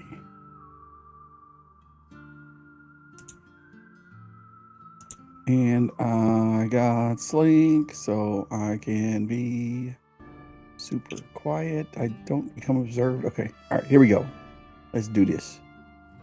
Yeah, you're basically invisible here in the dark. Ooh, nice. Oh, I didn't. You don't have to make it secret. That's fine. Show me then. Show me. All right. Yeah, you got 17 on the dice for a total of 24. Not bad. So as you sort of slink your way through in the crowds, you I think you're able to watch long enough, especially on the sort of shift changes, and the people have like a patrol route that you notice there is a sort of a chance to sort of thread the needle here a little bit and just get through between the watches. And with a 24, you're pretty sure that you can guide the others through this sort of crossing without too much issue. Used to come down here a lot with Lyrian, and we just work the night shift, and they kind of break off here relatively shortly. So we're going to head across that little bridge there, and we're going to go left here around it. They're going to walk past us, and once we do, we're just going to zoom in behind them and make haste across the bridge. So follow my lead. Yeah. I think following Hal's lead, and in this moment, we're not going to we're not going to do like a perception versus stealth for the group. We just carry this sort of through, and you're able to get across the bridge through the sort of checkpoint back into the smoke side. And it's very clear that they're much more interested in keeping the riffraff and the dangerous folk out than keeping, people that want to leave. They're definitely put more focus on who's coming in.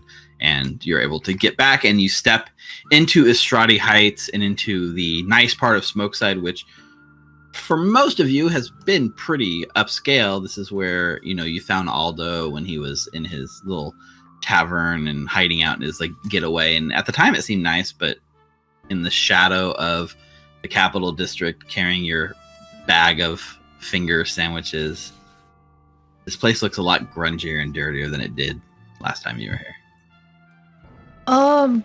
Hang on, guys. Is it all right if we do a quick stop, just from a block away, and just take a look at where my dad is? Yeah, of course. Can we make a right instead of a left? Hmm? Yeah. So we sort of take a detour a little bit out of the way, not too far out of the way, but we do sort of make a swing by where, your father's house is, and where some of you who have scouted it out have noticed that there was definitely a bunch of sort of plainclothes shield marshals that were posted trying to intercept you making contact with your father. And as you sort of enter that sort of square, there's kind of this open square, and your father has a pretty nice-ish spot. I mean, he's built some clout, and he's got some respect and some money in the neighborhood, so he's got a nicer house, big enough for you and Ruffy and him to all have your own rooms. Why don't you and everyone can give me a secret perception check, and we'll see if you notice anything off or peculiar about this situation. Look at all those question marks. Question marks are nice. Okay. So all of you are a lookout for these sort of plainclothes shield marshals, anyone posted in the area. And you guys are very careful and methodical. And as you're looking, there doesn't appear to be any sign of any shield marshals, plainclothes or otherwise. And last time you came through here, I think it was Reficule, possibly. It might have been Hal, but definitely they were trying to blend in, but they weren't doing a very good job. They stuck out like a sore thumb, if you know what you're looking for. None of you have any inclination that anyone's watching this place anymore. That's good. That's Right. bad. That's maybe we should go check it out. I don't like Pretty this. bad. Yeah, Don't say that. we're only saying what we feel in our hearts is the truth. Why aren't they here anymore? They're missing something. Okay. Let's go. Or perhaps better idea. How you want to take point on this one? Yeah, You I got it. Reffy grabs Annie, make sure she doesn't run forward, and that I Saruk was, and yeah. Al are the first people to go through. Let them You go said first, it was Annie. bad, Ruffy. Let them go first, Annie. Actually, what I was thinking, Steve, are there any like really good places that one could find cover and then have like a sight line down into the road, like in the second floor of a building that looks abandoned, an easy fire escape up to a roof? Yeah, I mean, I don't know about abandoned, but definitely like, you know, fire escape, rooftop access, second level vantage points from this area. Absolutely, you'd be able to get up into a high vantage point if you would like. Let's get top cover. I don't like the idea of standing out here in the open. If something bad happens, we will be more useful to Hal from above. Come with me. And goes to the nearest fire escape. Yeah, the way that Anita's father's house sort of is here in the Ferris Quarter, it's like his house is sort of much bigger than the sort of places around it. There are like multiple two-story buildings, and there's kind of this open courtyard in the area, almost like a small kind of town square, local square. Like sometimes they'll have like festivals and parades and things like that. So as you are getting eyes on the building, there are definitely sort of buildings dotting the courtyard, so you could get up on one directly across the courtyard from it and have almost like eye line of the whole building if you'd like. You at least the front door for Saruk, if that sounds appealing, or you can get a different angle and kind of come from the side of the house, or even like the back side of the house. Like depends on where you want to post up.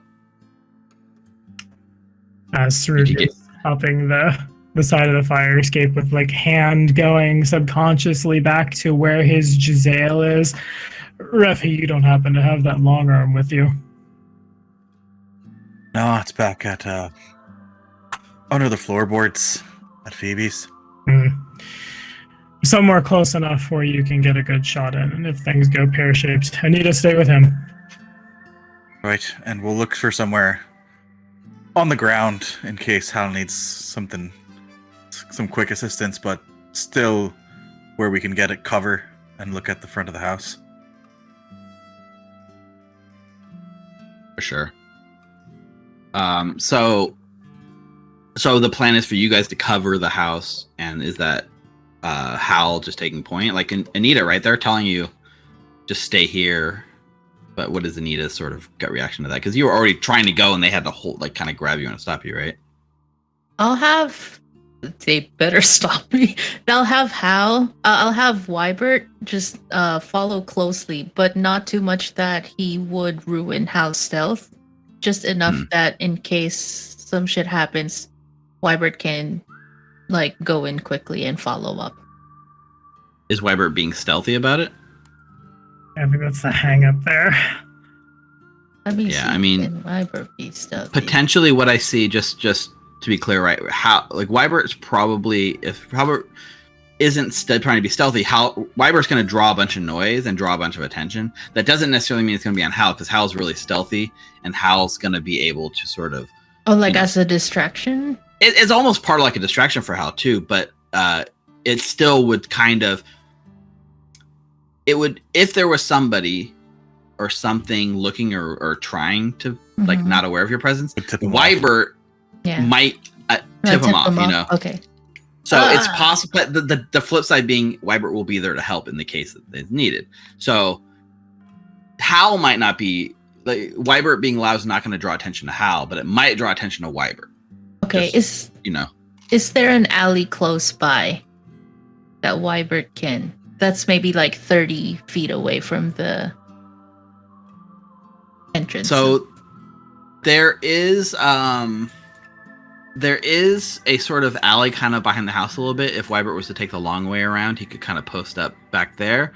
It's towards the back of the house, not the front, which is slightly unfortunate.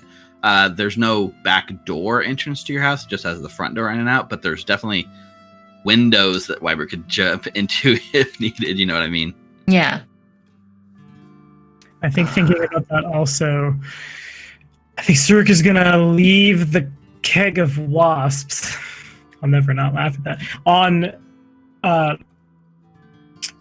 Anita's house's side of the street, somewhere kind of in the open-y, but also somewhere kind of conspicuous-y, where one might shoot a barrel with a gun and aggro a bunch of wasps in case we need a wasp-flavored distraction. Right. So I've activated this map. I'm kind of using this as the sort of layout for this There's area. a map. So, there's a map. That's terrifying. What does that mean? That's terrifying, right? So, this house over here, up this sort of stairs, on this raised platform is Anita's house. It's your father's house. This is where Kojak lives. And there's all this empty space in the side. If you wanted to post Wybert up in the back, there's potentially a little bit of alleys behind the house we can put him in. You can tell me where you'd like to put the barrel, Saruk. There's, the front door is sort of like over here. Okay, that's the front door. This has about like right here. I'll move you up here just so you get a good view of the house, because you shouldn't have vision blocked from the house just because of the way the walkways are. It's like a raised walkway. Mm-hmm. But the maps are It's what you have. blocking it. Here's this. I don't know why it says vision should be visible in, but it looked like it was blocking your vision, so I don't know. Mm-hmm. Yeah, I couldn't see. Right. The wall should have, but it was. Okay, you want to put it there? Perfect. Yeah, then Strook is gonna scan all of these buildings, get his ruler tool, eyeball it. I want to be roughly within the first-ish. So I guess What's your range on that weapon? the Jail's first range increment is 80, I believe. Okay. 90. Yeah. Yeah. Like. Depending on what roof you want to do, yeah. Just it's kind of far from the. It's good in viewing angle to the front door, but the problem is it is a little far. Yeah. It gets Saruk out of the way so that the stealth doesn't get botched, and puts him somewhere that if something bad should happen, he can react about it. Okay. And so, what is everyone else's sort of setup and plan? Yeah, Ruffy. I can't hear you, Ruffy. Ruffy, you've lost your voice. He's busy drinking coffee before the shit hits the fan. If the shit hits the fan in there, run back out here. I think that's better than us trying to run back in. I would agree. Yeah. I'll cover you. All right. Al pulls out his blackened, matte black Kopesh, and he disengages from the group and starts to head from shadow to shadow to see what's going on in here. Shock will be with you. Ruffy just will try to lean against the statue, maybe. Try to be inconspicuous. Yeah, you spent plenty of nights kind of inconspicuously hanging out in this statue just outside the house, because you lived here for quite a while, like a year or more. So it's familiar to you, for sure. Mm-hmm. And then Anita and Wybert? Wybert would be right here. Just be three too people loud? inconspicuously hanging out by the statue. Actually, Wybert will be here, and then Anita will be here. Okay. And Saruk's posted up across the street with the rifle prone, eyeballing, and Hal is making his way over towards the house. So this seems like a sort of you can give me like a blanket stealth roll for your approach. Even though this is in the open, right? Most people would have no chance at even sneaking across this open courtyard without being noticed. But there's something weird with the way that like Hal in the dark, and you guys are used to it, but it sort of bends around just enough that like it makes it hard to follow him even when you know he's there, which gives Hal the ability to even do stealth in the open like this. Let's see what happens. I'm going to make it public. I'll make it public. Let's start. You can roll it public. That's fine. Just for the start. It's just kind of like setting the base. So like if somebody was watching this courtyard, you know, what are they seeing as you come across? So 13 on the roll. 13. And so you make your way all the way up to like right at the front door of this place. You can go ahead and move yourself up to the front door. Everyone in the group watching Hal, and maybe it's because, you know, you're used to watching, you're actively watching, but like he doesn't beat any of your perceptions, you know? So like you're all like aware of him going across, and you hope that it was more of like, just because you knew what to be looking for, that maybe that's why. Really quickly, as he starts moving and I see where Anita is standing, just to grab her attention and then like throw head violently over to try to silently communicate duck and cover behind the well. I do that. How you get up towards the front of the house and like meld into like the shadow right against the wall, and just steady your breath for a minute and wait to see if something reacts to your like approach. But a moment passes and there's no response, no reaction. It seems like you're sort of in the clear here. Why don't you give me a perception check from where you are to see what you notice, not just what is not noticing you. Okay, great. You're within eye shot of the front door, and you take a glance, and there are signs of forced entry right around like the sort of locking mechanism of the door. Just the slightest bit of splintered wood that maybe would go unnoticed. But as you're carefully looking for anything weird, it appears that something has forced their way into this door recently. Quickly and quietly, I'm going to push on the door to see if it opens. If this is the right door.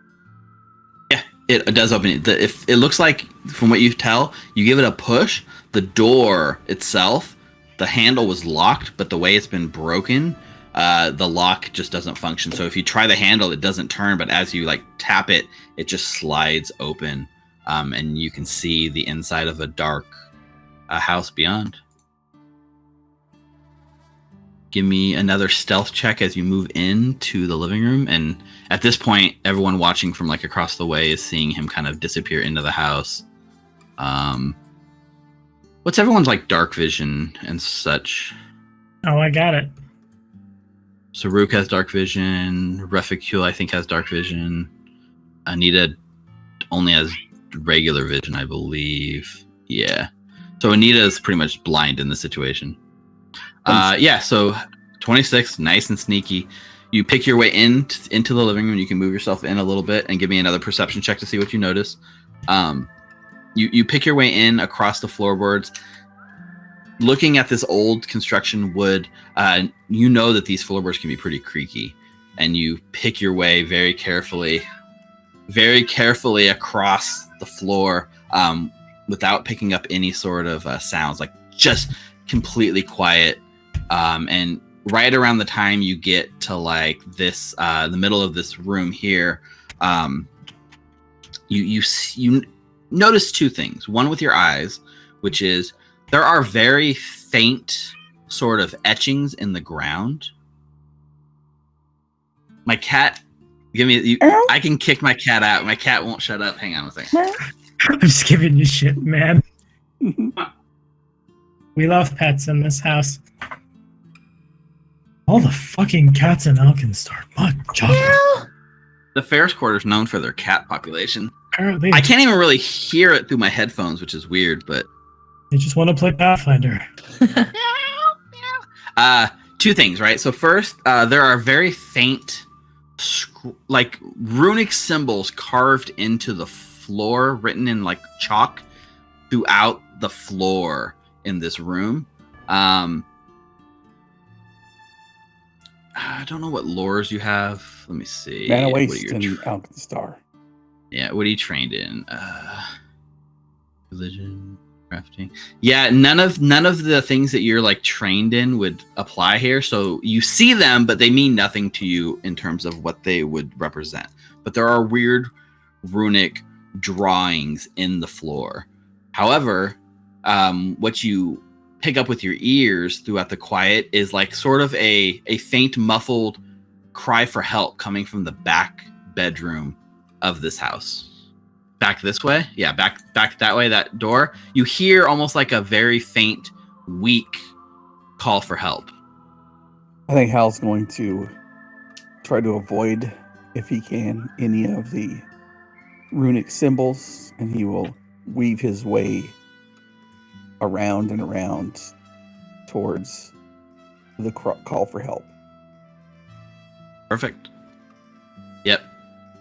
Like dancing very lightly across the spots that you know won't make noise. I'm not stepping on any of the runic symbols that you see carved in the floor, or sorry, etched in the floor with like chalk, paint, something. It's hard to tell. And you get over towards the door, and the door it's not closed. It's just open like a little like fraction of an inch. And as you peer through, you can just get a glimpse of a what looks to be like an elderly orcish man lying on his giant sort of oversized bed. It looks like his wrists and his feet are sort of bound to the bed, and he looks like he's bloody. His face is rough. He looks like someone's beat him up pretty bad, and he's like struggling and calling for help as he's tied to this bed. Why don't you give me another perception check here? See what you see in this room. The sort of silence here is like really, Hal's disappeared into the house. Nobody outside has any clue what's going on. The minutes are passing by. You do notice Hal. Disappear. Well, you do notice that this bed does appear to be trapped from the door and like peeking in. You can see a little bit like under the bed. There are what appears to be multiple barrels of gunpowder rigged under his bed. Okay. And this man is just sort of struggling at the bonds, calling for help. I think seeing that person's still alive, but knowing there's a trap in there and it might be set up for an ambush or booby trap, I think Hal would try to avoid the runes on the floor and head back out the front door. Give me one more stealth check on the way out. We'll Okay. just kind of extrapolate the whole thing into one stealth check instead of making it like a stride by stride thing, like you would in like a combat situation. That's 10. This one you're definitely about to hit like a creaky floorboard of some sort, unless you have a hero point to spend. Okay. I do not. Only the GM can get him get a hero point. Yep.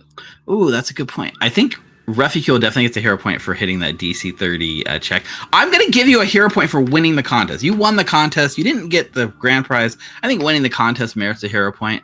So I will give you another chance at re-rolling if you'd like to cash in your hero point. It could be for nothing. I could just be trying to waste your hero points. There could be nothing. Oh, yeah. We'll find out. Oh, you can't give hero point because we never turned it on because we turned it off for Bastion. That's what you mean. Got it. So as you're making your way through the middle of this room, Hal, you kind of are avoiding the creak, the runes, and you step on a piece of wood, and the whole thing just goes like a really loud creak. And in that moment, there is a shuffle as these weird little like shadowy, like obese, weird creatures crawl out from like their hiding spots that they were hiding like under a table and in the corner. It's almost like they like crawled almost out of the wall. It was very odd and eerie the way that this happens, and their eyes sort of flicker in the dark and connect with you, and you're like basically eye to eye with these things. And I'm gonna need you guys to go ahead and roll me some initiative. Oh, good. Hal, unfortunately, you were carrying your stealth check as the initiative because that's what triggered this. But these guys, I'm going to make them also roll a stealth initiative. I think can we all roll stealth initiative? I think we're all. Yeah, I mean it's reasonable. Notice. You could all like if you want to roll stealth, you could. If you want to roll perception, if you can justify stealth here for sure. You can even justify like a casual like society check initiative roll potentially. Nita, Saruk, Refi, Hal. Okay, so that's everyone on the list. Everyone outside, like nobody has any clue what's going on in here. So, Anita, what are you doing on your first turn in initiative? Even though you're technically not in initiative, I think maybe you get like that the hair go up in the back of the neck, and you get the feeling that something's gone wrong. Hal's been gone too long.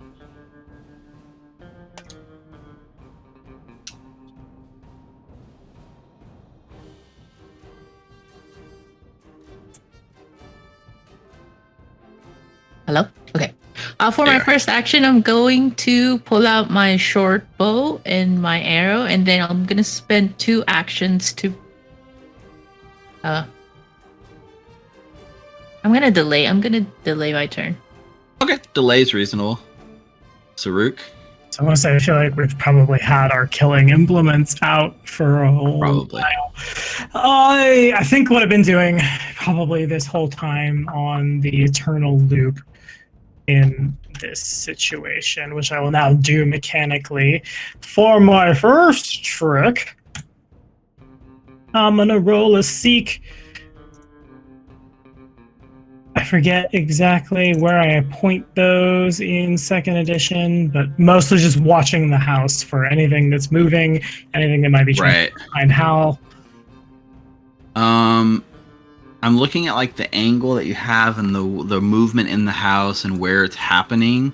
I think from your vantage point right now, it all looks clear other than with the 20, you might have heard like a bit of a, it would have been subtle, but you would have heard like the floor creak, and that's all you've really heard at this point.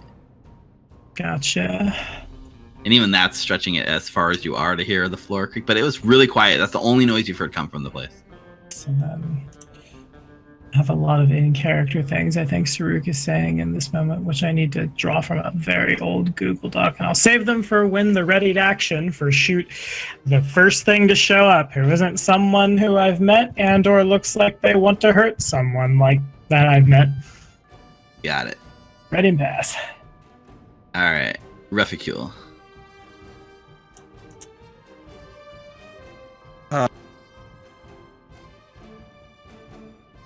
Are you muted?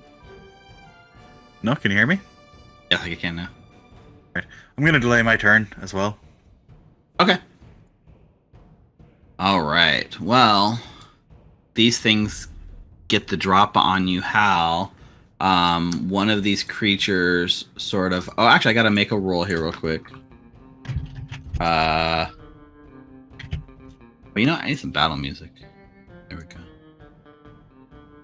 One of these things, so I gotta make a roll real quick. Okay.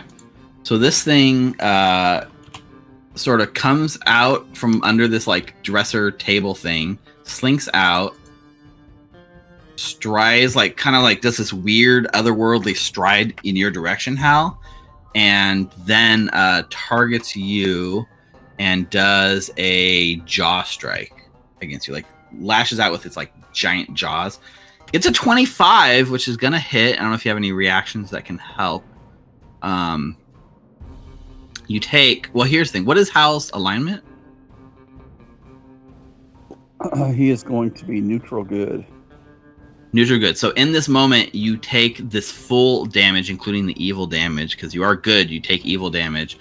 You take 13 points of damage. Some of it physical, and some of it is sort of it like hurts your soul in a weird way that you've maybe never felt before. And then with its third action, this thing immediately like gets small and it cowers. And it like sort of pulls its limbs in and balls up and is sort of protecting its vitals by making itself really small and balling up in a weird sort of way. This is not a manipulate action, so it does not trigger attacks of opportunity, but thanks for checking. The move, it moved next to Hal. I don't think Hal has a reach weapon or even has the weapon out at the moment. Do you have reach weapon, Hal? I don't have a reach weapon, but I did draw my sword because it's matte black. That is right, you did, yep. But no opportunity attacks for this. Okay, the other one gets a chance to go here. This one, you watch as it like steps out here, kind of like into the doorway right where you would like leave, and then it lets out like a big yawn, like and stretches, and that's all it does for this turn. Hal. I forgot my scout's warning because I'm sure I was scouting. But that is true. So you actually theoretically would be able to go before them. Yeah, I'll give you a minute. I'll roll it back because I'm merciful. Gee, thanks, Steve. My dumbass forgot. Right? Yeah, your whole thing is building to get the scout bonus, and you didn't apply it the time you should have. By using stealth. That's true. That's true. Okay. So Hal, you get to go before they do. Okay. I think Hal is going to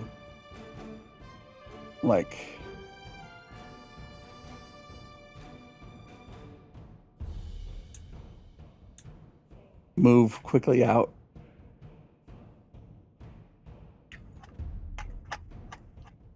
Did you close the door behind you, or did you leave the front door open? I would have left it open, I imagine. Okay. And then I would you see how wave my hand to the running group, out all loud. Hollering, and I'd like to hide here if that's possible.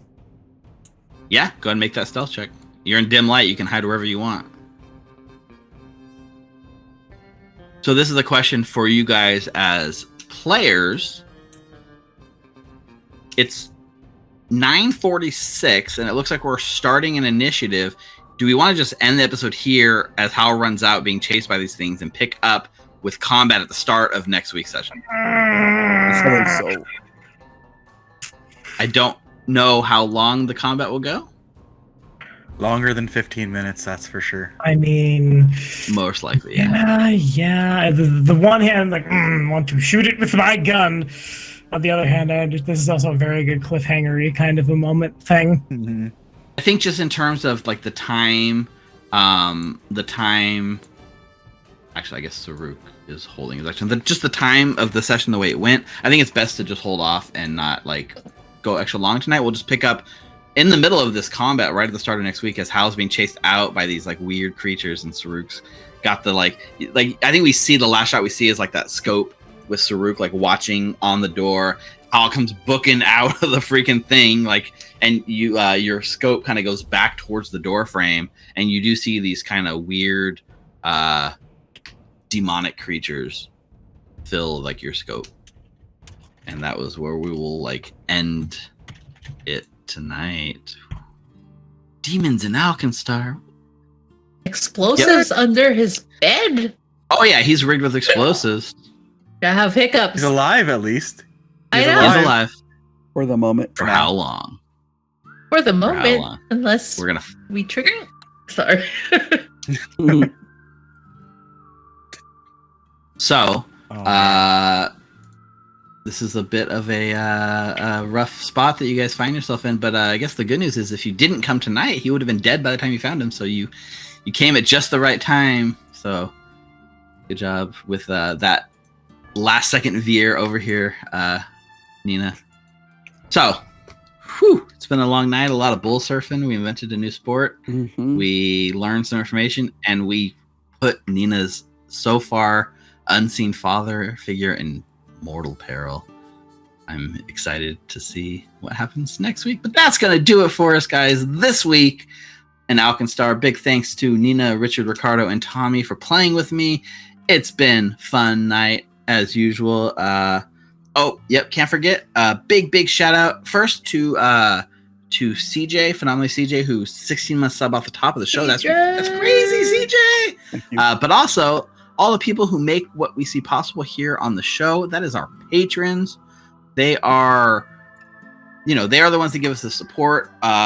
If you like what you see here, why don't you go ahead and support us on Patreon? So huge shout out to all those who right now support us. That is David Sims, first of all. Huge. David's been there since the beginning. Also, Jason Irvin, Mikkel Waltz, Mark Paquette, Sandra Wagner, Derek Southworth, Awal Jalil, and Sam Skaggs. You guys are all awesome. The list keeps growing every week, Thank you guys. Pretty soon we're going to have to end the episode 15 minutes early every week just to read all our patron names. Good problem to have.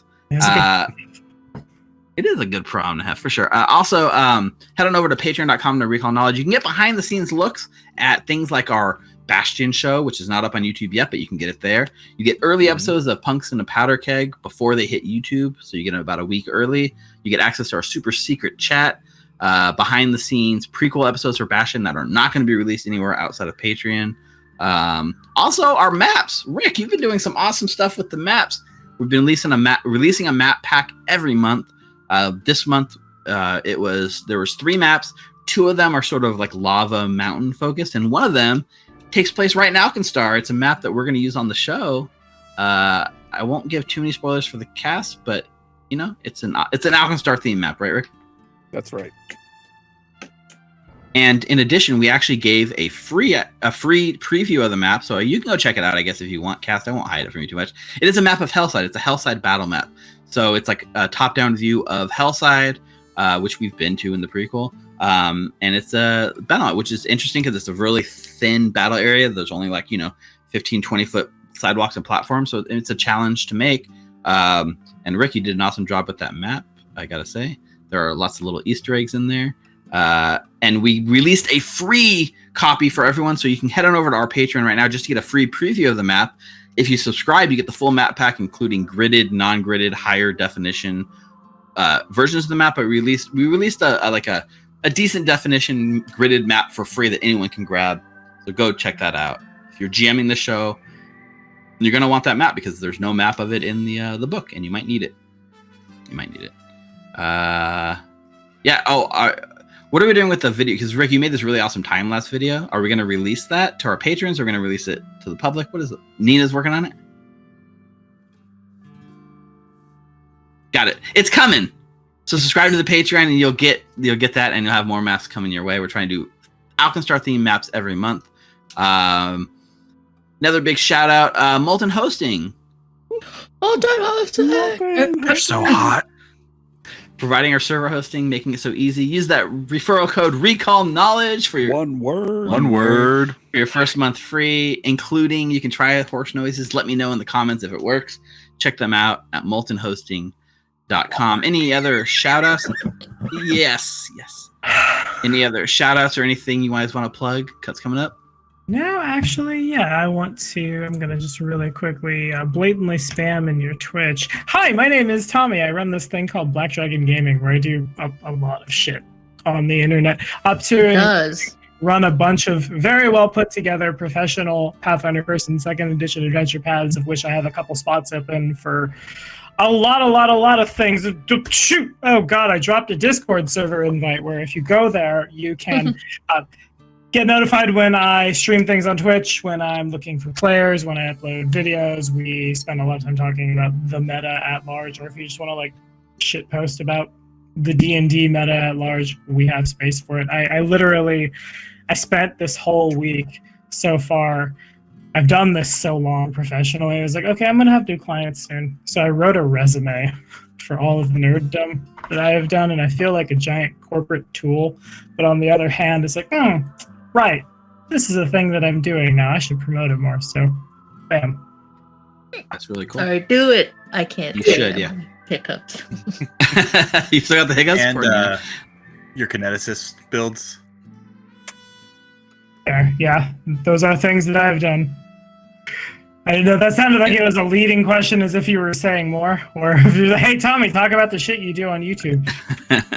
I'm kind of tired, so but yeah, I haven't even touched commentators yet because it's like, here's the kineticist, here's all of this shit. So I've messed around with the one that gets all the elements to be very jack of all trades, master of most, and then like the dual one for everything Hal did, but with the strength of the wind and the watery powers to alter yourself into something else. And then when I get done with maintaining the house, I'm gonna put something together for the dedicated gate. I don't know what yet, but it's gonna be really, really fucking dope because the 2E kineticist, in fact, really fucking dope. Watch it. Yep, go check Tommy out. Black Dragon Gaming. Give him a sub, give him a follow. Give him go play in his games. He runs games all day, every day, pretty much, like multiple times. So he's good at it. Go watch him do it more. Go play with him. Not watch him. Go play with him. Yeah. Anyways, we're gonna be back next Wednesday, August 31st. That'll be the last episode of August, and that's actually the day the Lost Omens Travel Guide drops, I think. So go buy that next week too. I got mine in the mail earlier this week, and I haven't had a chance to read it because I know Lord Glass is going to come up and try to narrate it the whole time. It's not that book. I haven't got my hard copy yet. I do have it coming. I do have the Dark Archive sitting here, which is awesome. Nice. I'm being filtered out by my thing. Yeah, I got the Dark Archive sitting here, but I haven't got that new. I haven't gotten this month's shipment yet, but it's coming. So we'll be back next Wednesday, August 31st. Yeah. Until then, stay safe and stay healthy, everyone. Oh.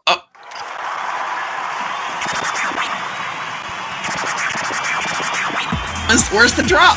There we go. All right. My hiccups. All right, everyone. We'll see you next time on Outlaws of Alkenstar. Hope you had fun tonight. Bye, everyone. You like to me.